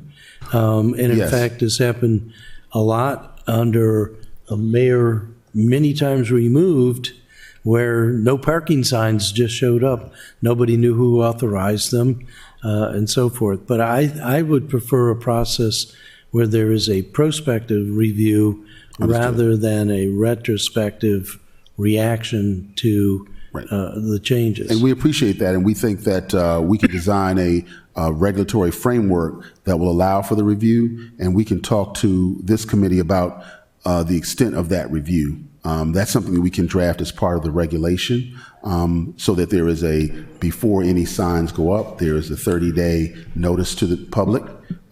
There would be a comment period, and then you could tell us if you wanted that comment period to stop, to begin, and when would the comment period be over, and what you wanted the director to do about it once he got the comments. What would be the extent of his authority after that? So we could design something that works. So the aldermen are not aware of the level of discourse you and I have had on this, but having worked for a regulatory agency, I know how that review process works. And I know that once the agency rules, it's very hard to get any change, even if you're a congressman, very hard to get any change from a regulatory agency. And that's why when in our discussions about going from things being in code to regulation, I've already put down my marker that that's fine as long as the council has review and approval authority for all regulations. Then I don't care where you put it, what book you put it in, what shelf it sits on, but I would, and I'm only one of 9 votes, I might not carry the day, but I would really want the council to have that review authority, not the agency have the right to put it in place without review. Alderman, are you referring to specific placement or? As a general rule, I'm talking now about the whole notion of going to regulate a shelf of regulations that are a subset of the code. Now the code would authorize in principle various actions to be taken by the departments. The departments would promulgate rules. They would be subject to review and a comment period. But once that period is done, they are the rules. And now the only way the council or an older person from a ward can change that is to go write legislation to countermand it. And that's exactly how, with the Medicare and Medicaid rules, and all of the rules from Health and Human Services, things work. The regulatory agency put out the proposal. There was a review and comment period, and then they went into effect. Well, I think we're on a different scale. We are, definitely. And I think what Director Gordon and Mr. Lyles are trying to outline is the process that can be impacted by us. But they have I heard Director Gordon say there's a committee that it's inclusive of Public Works and any other department that has anything to do with this. And they will make the decision. And so it's not to hide or, you have the opportunity to weigh in. I'm sure that when they meet and they're addressing their different subjects, they'll publish internally what they're going to address at a given meeting, and we have an opportunity to. There's a difference between having an opportunity to weigh in other words, to be heard, versus having a process where we, the council, the 9 policymakers, review and approve. So I can see if this legislation had that review process outlined, which it doesn't, or at least I've missed it, if it does, I'm fine with that. But without having that in this legislation, I'm not fine with this legislation. Okay. I want that review process. Well, I'll come to you next, but first of all, I owe Alderman Gay an apology because I didn't realize you were the sponsor on this legislation. Yeah, and I really want to speak to the original intent of the bill Okay. because Ross, you're on a completely separate wave thing. So if you use Surprise. Uber or Lyft, and when you're in heavily populated areas, so I couldn't just write a letter to Uber and Lyft. I had to actually go through the process after talking with the attorney. So basically what this does is if we send this to the council and we passes it, then I'm able to go back to Michael and say, could you please write this letter to Uber and Lyft requiring them in their apps to create designated loading zones. So basically what would happen is that You're asking them to create designated loading zones? it would be done with Director Gordon, but in the committee that he speaks of, but it would be then put into their technology so that when you pull up the app, you just so all right. If I'm at the Starbucks right now, because this happens there often.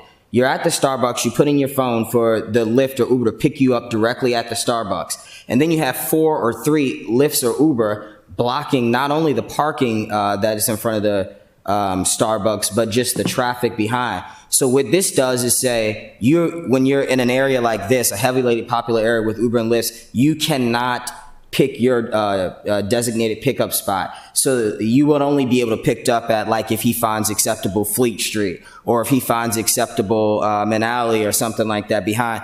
This, we're getting into residential areas and, like, no parking signs, that would definitely not do that. Well, let me ask, because it sounds like you're asking Uber to indicate their No. pickup location. That would not be the case. Okay. They'd be The one idea would be who's- to make them aware of the loading zones. Where the they shared- can be. Absolutely. Yeah. Only. And so it would literally reroute their ride sharing app to only pick up from these areas. So you wouldn't see, like, all the backup that we have now. I know we were talking about possibly behind West Street, the visitor center. the visitor center and areas like that where you just have But Alderman, read what the code says, because the code doesn't say that. It says the Director of Public Works may designate, place, and maintain upon all public streets designated loading zones. Doesn't say public streets in commercial areas. It says all public streets, and I'm saying that this legislation is very broad. It doesn't distinguish and get down to the thing that you're interested in, and I understand what you're interested in, but this would become code, and it's all public streets. And it doesn't say ones that are currently existing. It doesn't say ones that, is the we're issue used to having. with the committee, designating those loading zones, or are you Who's the saying that committee? Who's the committee? it would be the Director of Public Works, members from Public Works, Director of Transportation, members from Public Works who would obviously be in charge of, carrying out the duty. But I'm not sure really, is your concern that this may create unintended consequences in residential areas, or? I think that it is very explicit what it creates, and it creates a power for the director, and we won't always have Mr. Gordon. We could have Machiavelli come in as the next director, but it is too broad. It creates the power on any public street in the city, and it does not have anything in here about a review process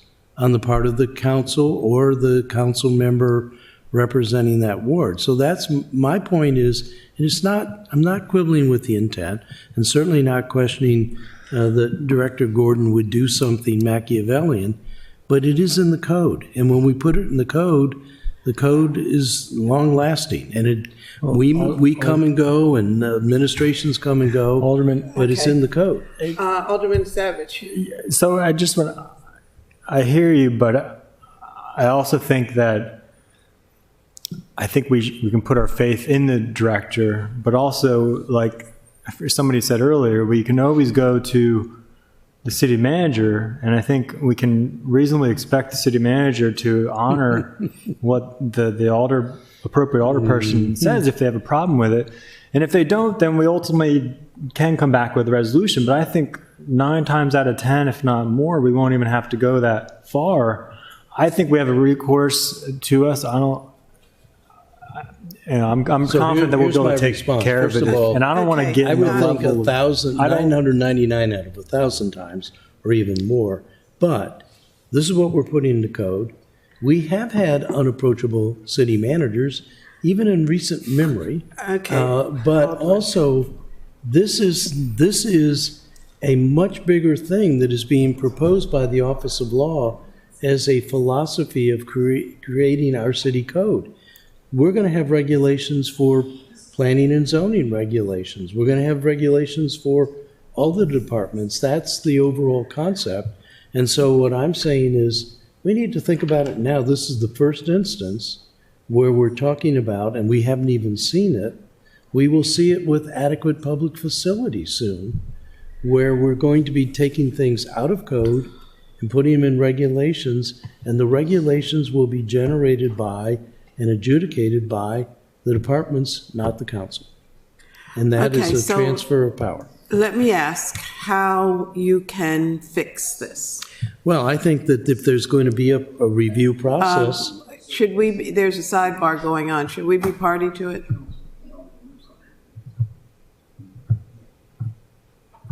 Alderman Gay? I was asking Alderman Arnett how he feels we can fix this problem. I think that the fix is to specify somewhere, and maybe it's a regulation, maybe it's in this code, what the review process is. And I will be looking at that process with an eye to what are our prerogatives. I agree with Alderman Savage. We can always come back after the fact, retrospectively, and do legislation to undo things. But I think that causes unnecessary acrimony and makes all kinds of spotty application. I think if you have a prospective process where when changes are being proposed, we have a review process, it's Okay. promulgated, everybody knows about it. Then let me ask Director Gordon, can you give us language for Mr. Lyles for a review process to be included in this language?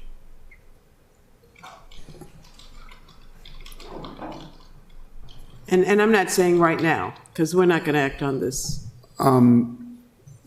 Let me ask a question. Is there an executive city function today that has such a process that I could probably mimic? Because I want to stay with what you're currently doing in that regard. Only because I think the council always has the ability to review if something, of course, isn't working. I have The an question idea. is, does the council decide that have something in place already that we can look to in a prospective way? Because that would be kind of outside of what comes to my mind with a review, because review means review. So meaning that it's been viewed once, and the review is to look at it again because something went wrong. If you're saying that what was put in place, you want to see it before it's done, then you need to let me know where else that happens in the code so I can maybe craft it here. Does the Transportation Committee have an opportunity to review Yes, things? yes, they do. So might that be a venue for, or an opportunity for council to evaluate the process? Yes, it may well be. The committee and the transportation board will both Right. have an opportunity. Right. Yes. An idea. So maybe we could craft something where the proposed locations go to the transportation, get posted, they get a period of review. If there is no comment or there is no issue, then they're good. If there is, then there is a hearing by the transportation board who can hear what the individuals or council members have to say about the particular things that are being proposed. So maybe we would do it that way. So the proposal goes forward, 30 days, there's a review by the public. If no one complains, they're good after 45 days. If someone does have an issue, a hearing or meeting with the transportation board to figure out what the issues are. Alderman, does So I that think meet your need? I think that's a good solution. And I like it because there's both a standing committee and there's a board, an external board. And the board has been weak until recently. I think that we're trying to, but in the past, they've worked hand in glove. And that gives a process that involves the council for review. I know I don't think this is going to happen very often, and it's going to be largely mundane, but I'm raising this now. I think the question that the city attorney asked is a very good one and also a very clever one, because this is clearly a philosophical discussion we've been having. And so asking where there is an existing parallel structure is an informative question to ask. So yeah, so I think, Okay, so that meets your needs. Alderman Gay, are you good with, Whatever will get it passed. I do have concerns about, opening it up to the committees to dictate, the council committee, though?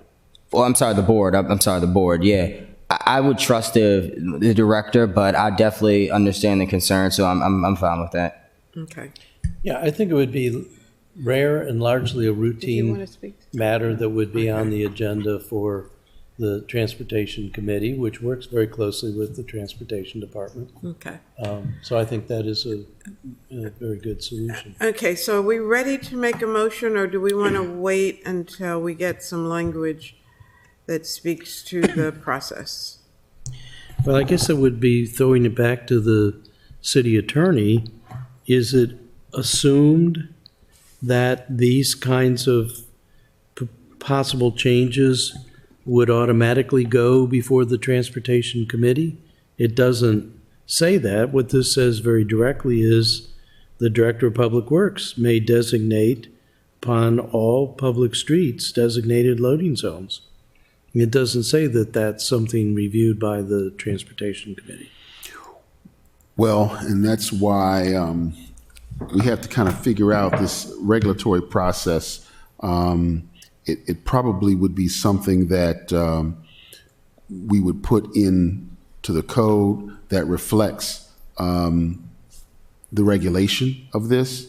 And so the review itself and the regulation would come back for you, but I have to think about it so it's done correctly. And I don't think this is wasted time because, as I understand the philosophy of the city attorney, this isn't going to be the first time we're going to be thinking about this. So I think I would prefer to take some time, see what the law comes back. So I would offer a motion to postpone and reconsider. Okay, I'll Second. entertain a motion that moved and seconded to postpone action on 0720. All in favor, please say aye. Aye. Okay, thank you very much. Comprehensive bag reduction, 0920, for the purpose of defining certain terms, prohibiting dealers from supplying customers with plastic bags for use as checkout bags, requiring paper bags containing recycled content, ... I move we recommend approval to the council. Second? I think we have some legal questions here too. Well, may I speak to that? Yes, Alderman. Yeah, I would like to move to postpone, remove from the agenda. My rationale is, I know we have a number of questions, including legal. We also have a number of other issues that have been raised by the public. I have my own kind of amendments I may be proposing. And so I'd prefer to have that conversation once so we don't have to invite staff to multiple meetings. So I'd like to just propose that we have either a joint meeting or back-to-back meetings with environmental matters. And, well, especially since Alderman Arnett and I are on the same committee. As much as I like the topic, I don't want to really have to do it twice. But so that'd be my proposal. So I'm sympathetic to that. I would second that and add, we do have some questions that have been raised about the fees. We had the testimony given by former Alderman Littman, which I felt was very well constructed and compelling. And we do have action going on at the state level. I like us being in the leadership, just like we were on forestation and on a whole bunch of other kinds of things. But I think this one, I think we ought to really be very careful. We could have, as Alderman Littman said, it's an experiment to us, it's his livelihood. So I think we better be very careful. I do have some questions about 20,000 square feet, how we came by that number as opposed to 10,000 or 30,000. And do we even know what that size limit? I think we ought to go to Sean and Wampler and see if we could get something that would tell us if we have a different size limit, who's in, who's out. So I think there's more work to be done, and I do like the idea of doing it jointly with Rules and Environmental Matter. But I also, we had an opinion from the city attorney on the fees. I'm not sure it On the was. taxing authority. Right, so and I'm not sure fees, I want to have more information on that, because I didn't think the focus of that finding was really what our intent was for the fee, and I think there are legitimate fees, but also fees have legitimate policy goals, which have a definite impact on making the legislation more or less effective, but we haven't had time to dig into that. Well, and we have been, I don't want to say smacked by the state before, but we have imposed our own fees that were deemed to be taxes in the past. So we don't want to go down that road again. But Alderman, you had a motion to postpone action on this legislation. Yeah, and before I make that, I think I'll just ask a question about, so it sounds like for our next meeting, whatever form that's going to take, even if it's just environmental matters, hopefully joint, but it sounds like we could use the attendance of the advice from city attorney's office, also environmental policy. Are there any other individuals from staff that we may want to hear from? Well, wouldn't we have to involve enforcement staff? So John Manessa's people? In fact, I think one of the mistakes we often make is to think about them after the fact. Well, the way it's written is that it would fall under the Office of Environmental Policy, because I think they're the office tasked with the phone ban in conjunction with the county to do the enforcement on that. But we could still, yeah, because I invite think them we're out. really loading up. I'm a little disconcerted about what I perceive as a lack of movement on. We spent all that effort to pass the short-term rental, and I don't see any action going out and identifying and inspecting. I know we have a potential action coming from the city manager. We have a contract that's under our control right now that we might effectively be able to use. But I'm concerned about how much we're loading up John Manessa and his staff. I'm equally concerned about the resources that environmental policy, environmental policy is 3 people. Are they going to be going out and going into stores to see what they're doing with bags? That's seems like a rather major imposition. So I would think good question. We'd want to have all the potential players You involved. mentioned Sean Wampler. Would you like? Well, because she could tell us the size of establishments, potentially. I don't know. GIS, she can do some incredibly powerful things. So I'd like to know if she could tell us by size cohorts, maybe 10,000 feet, 20,000 feet, 30,000 feet, or whatever the right, she'll probably be able to tell us what the right groupings are, how many people in the city are affected. Presumably, the smaller it is, the more people that are covered. It's not clear to me, though, It's that under means 20,000, right? yeah, not that's what's in there now, but imposed. that's what I'm saying. Exactly. How do we come by that number? And could we refine that number some? Certainly conceivable that smaller stores actually produce more sales and more plastic bags than bigger stores. I don't know. I haven't really thought it through, but anything, and maybe Stephen Rice too from the Economic Development Group. I would think that he would be able to provide us with some valuable insight. Stephen or, why am I blanking on her name? Hope Stewart, or both. Actually, I would like to hear from someone from the state, an update on the status of their legislation. Well, I was thinking I'd invite somebody from Trash Free Maryland who's pushing that effort at the state. They'd probably be able to give a status update if they're not too busy with that effort. But Yeah, depends we on may when know it by is. then. You never know. But yeah, that's certainly okay. Okay, so we are postponing action on 0920. Jackie, did second. you want to say something?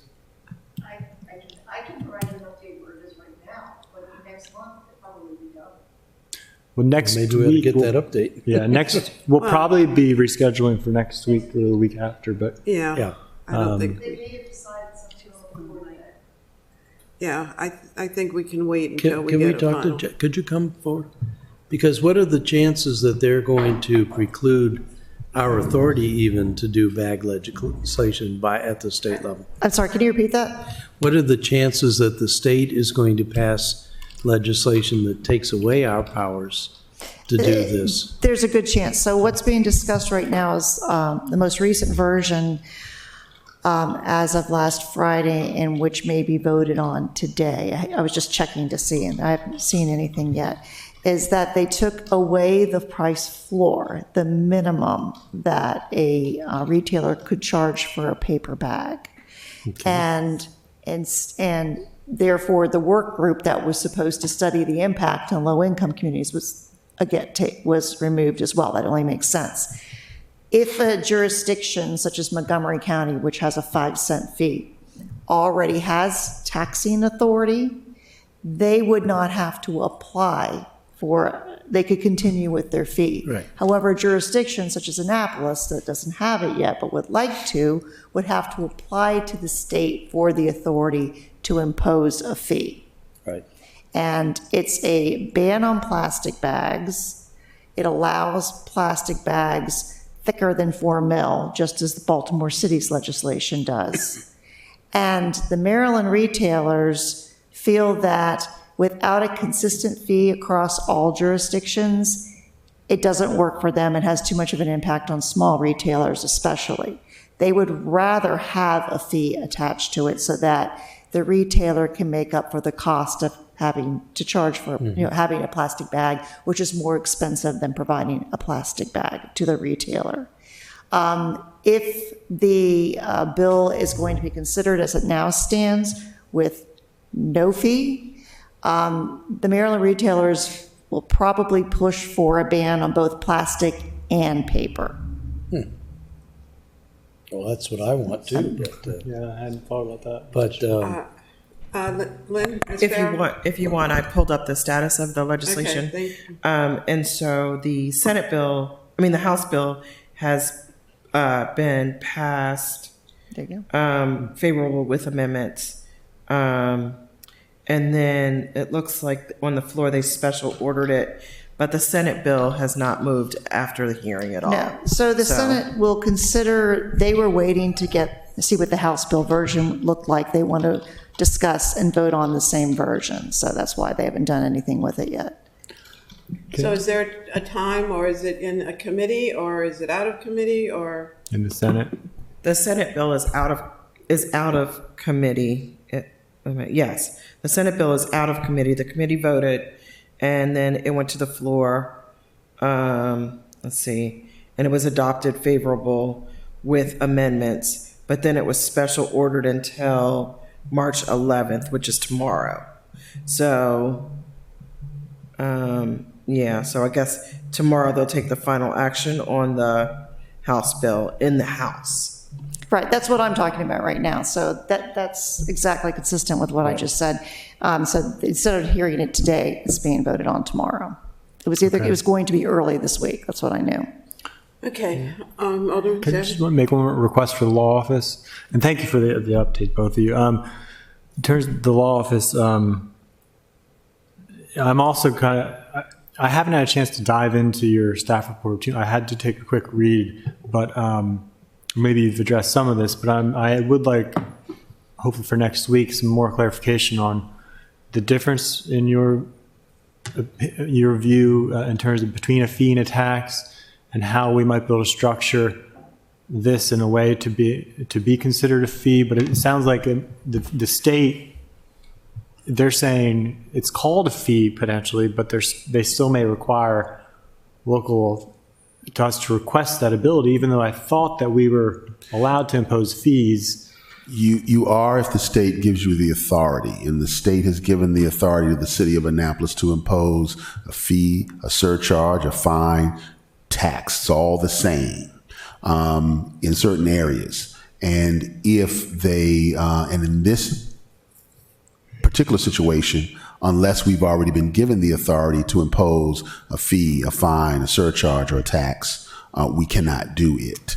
And that's kind of really all our memo says, and it backs it up with some other state legislation and some examples of where we have the authority or where we've asked for it and couldn't get it in the past. Okay. Yeah, because I would like to know what the specific authority is that we've been granted, because we have a number of fees, and it seems like there must be some kind of blanket approval in terms of, because we have all kinds of fees on our development process, our permitting.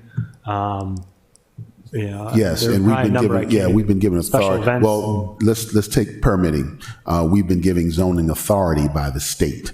Along with that zoning authority comes the ability to charge, fine, fee, tax. We've been given the ability to have authority over public rights of way, streets. And so when we create a police department, we can give someone a ticket for parking or speeding on that roadway. That authority was given through state law. We've been given authority over amusements and concessions. And so we can charge fees, taxes, fines, surcharges for concessions within the city limits. Right now, I think our memo may have one or two other examples of where we've been given authority, but those are the three that come to mind right now. Okay. Thank you. We attempted a number of years ago to impose a tax on sidewalks. And we tried to charge every resident $25 for their sidewalk. It was called a fee though, right? And we called it a fee. We called it a fee. And the state said, that's a tax, you can't do it. But Alderman Savage, I have consulted with the Minister of War for the Maritime Republic of Eastport, and if we want to go ahead and fight the state and impose a tax, they stand ready to support us in that. Yes. If you read the law department's Power to the well, findings, and then we also explains the jurisdictions that have been granted this authority. And I will review that. There are two. Yeah, it is a prospective authority. So even if we were to try to apply for it, we want to be very careful as we do that. But it is a prospective thing, and most of the authority we've been given has been granted, from years ago when the state created the structures around Annapolis. And I wonder if there's a way to determine. So years ago, we had the stormwater fee for probably almost a decade underneath Ellen Moyer, former mayor, and that was before the state even authorized that for local jurisdictions. She billed it as a nickel a day for the bay, and I think it showed up, on the water bills as a fee. So, but I don't know, I'd be curious, maybe this is in the archives somewhere, but I'd be curious if we did receive what the ruling was from the law office at the time, if we received permission from the state, or if it was just assumed to be part of the utility bill, which I guess we'd have some kind of approval on already. Yeah, that sounds like it makes sense, but if you look at it this way, to the extent that anything that you do affects inter-county or statewide commerce, the state is going to want to grant you authority to impact that. Right. And so if a person is driving on a roadway, they can drive on a roadway from outside of Annapolis to inside of Annapolis. Someone can buy groceries who lives in Bowie, come and buy groceries here. And so the impact of your taxes and fees have an impact beyond Annapolis. So the state, generally in law, wants to control those things that are going to affect commerce outside of your jurisdiction. Those things that are inside your jurisdiction, they're probably going to give you some leeway and latitude in the authority that allowed the city to be chartered. But as we know, because of how we are here in the state, it's very few things that only affects the citizens of Annapolis. So that's why I guess with the foam ban, we had to limit that specifically to the city, but say if things were packaged in foam in the county or out elsewhere, wherever, then they're exempt, right? And yes, and so to me, I think there's a difference between banning something in the city. I think there may be some authority for that, but the fee is different, right? Because if you say you don't want the bags, then that's something that's only affecting the commercial entities in Annapolis, not so much folks who come in and out, but a tax could be different depending on what city you live in, or a fine or a fee. So that's, I think the city wants more control over that taxing authority, which is basically a state authority to tax, is from the federal down to the state. And rarely do they let go of that taxing authority. Even when we tax citizens for other things, there is some give and take between us and the county and the state for a collection of those taxes. And for the stormwater fee, we had to be very careful to make sure that that was based on cost to the city to manage city stormwater issues. And the ruling had always been that you could charge a fee that equals the cost to provide it plus some, I think it was like a 5% margin. And so we went through quite an exercise under Ellen to show that these were based on real costs that were faced by the city. And it was spread, the benefit of it was spread across all of the residents of the city. So it's not quite the same thing as the paper bags, which that was certainly, Mr. Lippman made a very effective case about people being able to skip his hardware store and just go right across the boundary and not be affected by a plastic bag fee, potentially. So anyway. Yeah. Well, you could say that about a lot of things, be it somebody could develop in the county and not have to deal with as many of our laws. But I hear you. I am sympathetic to his arguments. That's why. But again, it's where we have authority. So the examples matter. Right. So we have authority in 3 or 4 areas that I come off the top of my head. Yeah. So if you use examples from those where we have authority, you got to take that out and go to the areas where we don't have authority.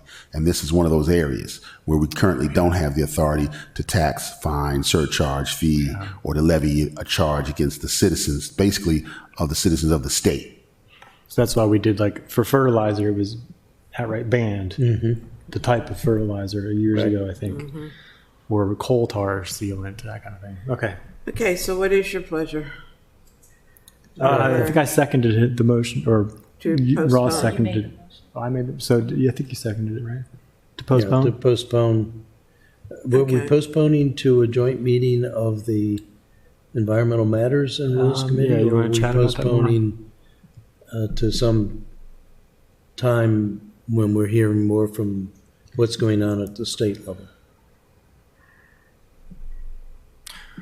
Well, I proposed next week's Environmental Matters on the 18th. I think that's the only piece of legislation on our agenda, so we could very easily have a joint meeting, and then as soon as that's over, adjourn the Environmental Matters, and then jump into some of the other things for the rules and government that we wanted to pick up again.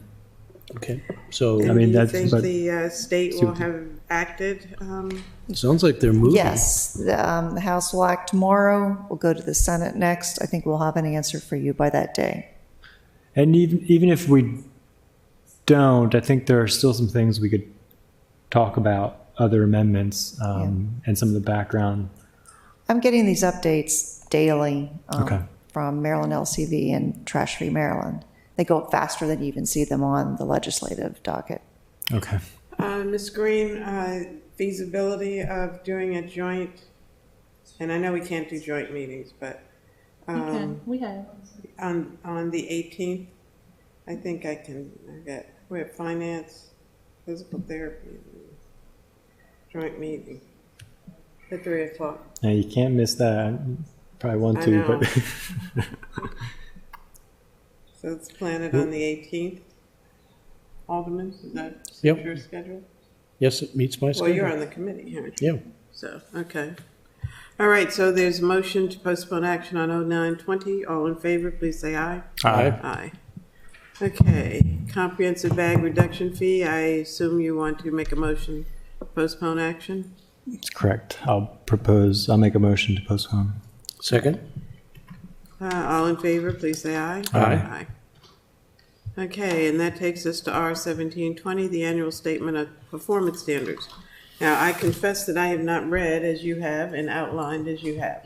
So let me ask you, is it possible to give us pieces so that we can assign pieces to address at future meetings? I think so, and I think I have some questions about who is doing this. I want to start by, are you doing, Lynn, are you doing? Okay, so I have lots of things that I want to say to you, but I want to start by saying thank you. I think this is very good. I think it's a step moving us to where we need to be. And I think that it'll be very valuable in helping us with our budget deliberations. And so I really immerse myself in this. And I have, of course, because of that, lots of scribbles. But that's because I'm interested in it and excited by it. There's some things that I would say just as general comments. First of all, I found the four-year goals easier to read than the guts of it.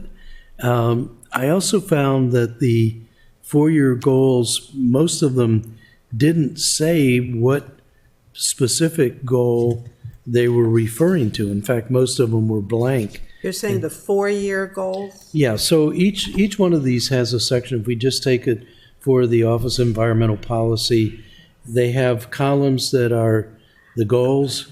Thank you. Very clever question. We need to continue. So you're looking at Each one of them has columns that Right. have the goal, the objective, the benchmarks, and the performance measures. And then the goals are delineated. And for all of them, if you look at environmental matters, it's very detailed. They have several different objectives for their first goal, which is to improve water quality in Annapolis waterways. Then they have several different benchmarks that are associated with those objections, and they have performance measures that help us measure that. So But where then do we find 4-year?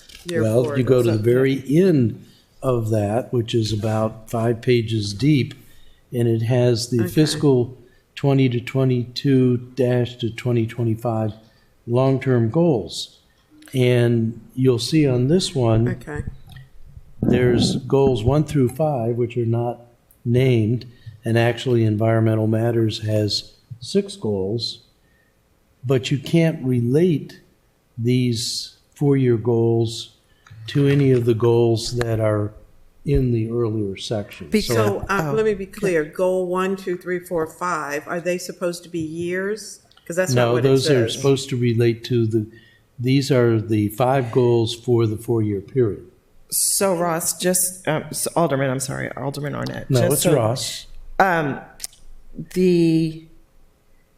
For some departments, the 4-year goals and the 1-year goals are the same. Not all departments did that. Nope. So some of them have goals for this coming fiscal year that are different from their long-term goals. Right.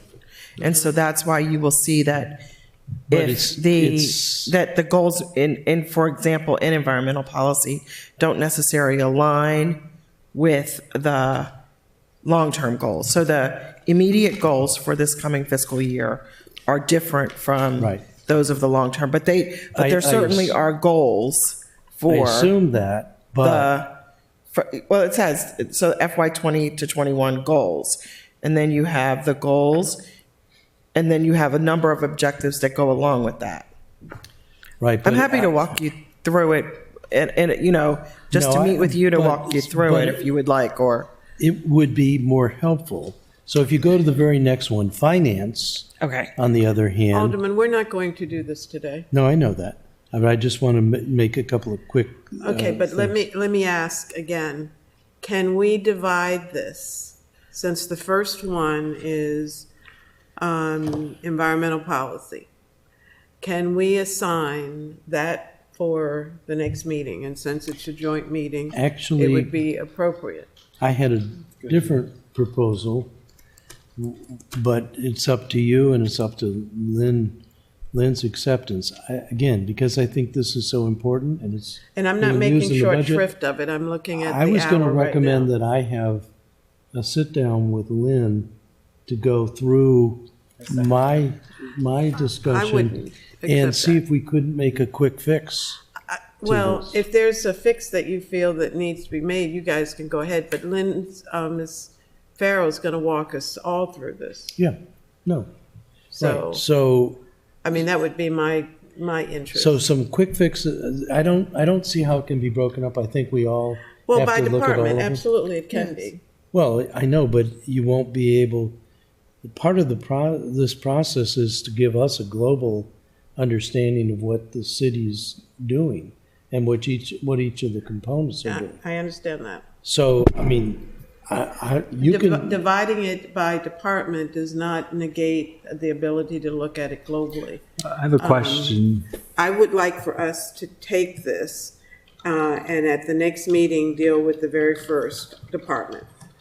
And if at the next meeting, we can deal with all the rest of them, so be it. But clearly, I don't think we're going to get to all of it in any given city. Well, I agree I'd with you, like to- but, go ahead. I just Alderman want to Savage. chime in on this. How did you want to, are you talking about divvying them up amongst our standing committees? No, for us, for presentation to us. I don't know. When I read through them, I don't know if I need to personally go through all of them, but I did, reading through it myself, I do have a few recommendations for staff to revisit, which I've already mentioned to the city manager, that I would like to see some kind of definition of goals, targets, and that could either come from us as amendments, but I think it would be better actually coming from staff if we do see an area that was just overlooked. In particular, I'd like to see something in Public Works. They didn't mention stormwater. It was mentioned in the Office of Environmental Policy, but not Public Works. And Public Works shares a large part of that responsibility, especially as it concerns new development, but also maintaining our stormwater infrastructure. And so I think that needs to be in there somehow. Additionally, I think our environmental compliance, which is also handled by Public Works, wasn't mentioned at all, and I'd like to see that in terms of number of inspections. The last suggestion I have, it would be plan and zoning along a similar vein. They didn't mention forest conservation, but they are, the Office of Environmental Policy did mention tree canopy, but as I think we've learned, tree canopy is different than the forest and part of the review process. And so I'd like to see some So it looks kind like of, you've already made your amendments to this resolution. well, not my amendments, because I'd actually rather have those come from staff who know the standards, what standards would best the numbers. So in what But format will we get it back from staff if we don't give them an opportunity to present to this committee? Because that's what I'm trying to get us to. Well, Okay, this but is they the haven't even mentioned those. So you're saying if we have the departments up, I could ask Public Works to look at those and Yeah. get I us mean, back some proposal or Unless you performance want to do measure. it independently, No. but at some point, No, I I think am it's going important we do it together. at some point, I'm going to ask that it be presented to this body. So I see what you're here's my saying. thought. Yeah, that makes sense. Here's my thought. I do think there's some fairly quick things, like I was going to ask for numbers of staff involved in these different things to be done. And I think that would really pop up how much the volume of things that Teresa Wellman is responsible for. I think the volume of things that the Office of Environmental Policy is responsible for. But I think there's some improvements the staff can make. Like, for example, for some of the departments, they just put in the same thing for their 4-year goals as they had for their regular meat of the things. And I was shocked to see that fire was only a page and a half and police wasn't much bigger, and yet they're three-fifths of our budget and 2/5 of our staffing. And I would have thought there could have been more, maybe not, I don't know. Well- And whereas other ones, so there just seemed to be a lot of inconsistency, which is why I said earlier, this is a huge effort. I bet Ms. Farrow has been shouldering the whole thing herself, and she's been basically taking what each department has chosen to give her and the level of detail and effort that they've chosen. But I think this is the time for the city manager to step up and say, no departments, we need some consistency and some comprehensiveness, and there's some other things that you can do to help make this a more valuable tool. Well, I guess we all know that police and fire have all of this information, and they have presented it to us on any number of occasions. Except here. Except it's not right here. Yeah. Okay, so that doesn't mean they don't have it. It's not right here. Yeah. The question I have, I guess, is what is the purpose of this document? So this document will be used for the departments to report to the city manager for the city manager's report to the council on a monthly basis. So this is a new format to guide the departments in making those reports. It doesn't mean that these are the only things that they're going to do, but these are the things that they're going to report on a monthly basis. Right. So did they have the opportunity to simply forward to you their objectives, benchmarks, and performance measures? Absolutely. So my role basically was to put them all together and to make sure that, they read well. It was not, I did not make them up. They all came from the departments. Right. We did help to, both the city manager and I did work specifically directly with some departments where, for example, the goal was not a goal, the goal was really a task, those kinds of things. I would say that this is a starting point, and what I would say to you is we did not workshop this. So there was not a facilitated conversation with the departments that helped them begin to think about these goals or about this spreadsheet, about the contents of this spreadsheet. And I would say next year, that's how that should happen. That there should be a facilitated workshop, and each department head should work with their staff to develop goals, benchmark, having a clear understanding of what each of them are. But we did not do that. I mean, I gave them definitions, but we didn't go beyond giving them definitions of what each item was. Does that make sense? Yeah. So, okay. Well, I would dare say that they all already have this information, whether it's through the budget process, because we see all of this during the budget. When they present to us during the budget process, they use, maybe it's not the same format, but they provide the same information. When we were doing the programmatic budget, they had, and I'm sure still do, have all of this data. But this is something new. Why is it a resolution? Because the now? code requires that the city manager give to you a resolution, a document that shows how what the departments will report on in their monthly report to the council. And that is the purpose of this document. So this is for the purpose of gathering the information for the monthly report. That is correct. So what the code, Which we approved just last year. Yes. Okay. and what the code says is that, in addition to what Ms. Farrow said, that the city council, city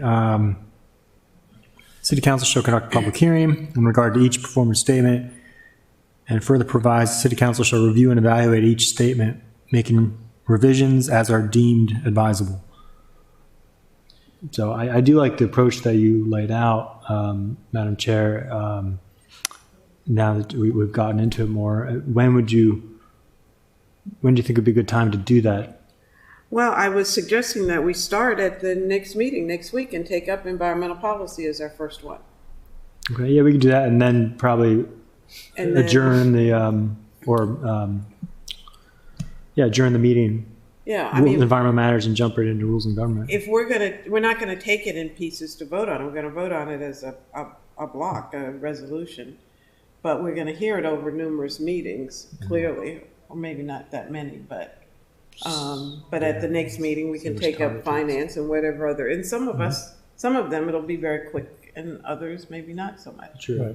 Alderman? So, is this carrying over the idea that Teresa started, which is that this also would be part of the budget process? Because remember, she promised us in last year's budget that she was going to have these performance measures in the budget as part of the budget book. And they were. Right. And so. But they just were not, there was no specific format. No, this is much better than that was.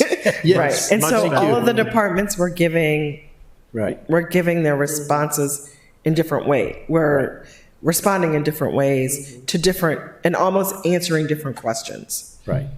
Okay. All right, so I'm gonna request a motion to postpone action on, I would say continue action. okay, no, because we're gonna postpone today.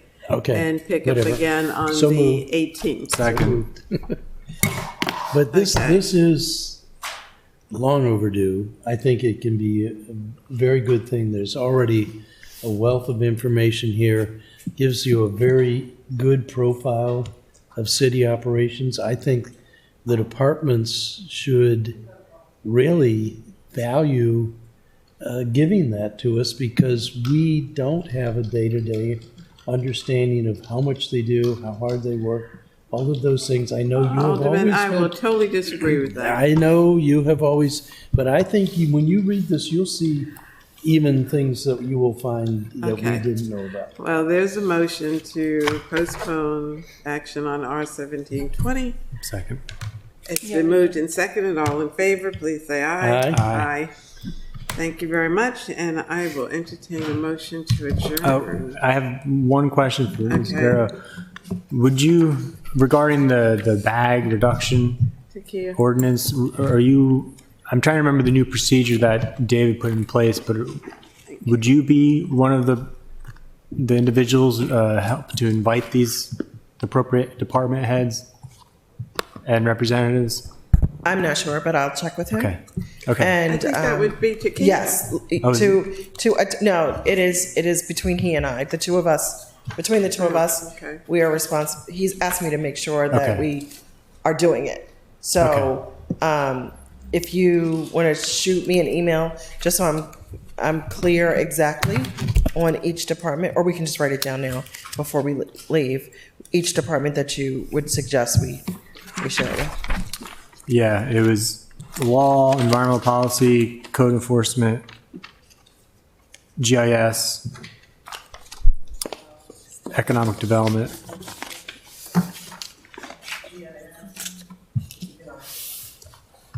And then Trash Free Maryland, which I know Director Gold has information on, if they're available. Okay, I will entertain a motion to adjourn. So moved. No, I will stay. Second. Meeting's adjourned. So,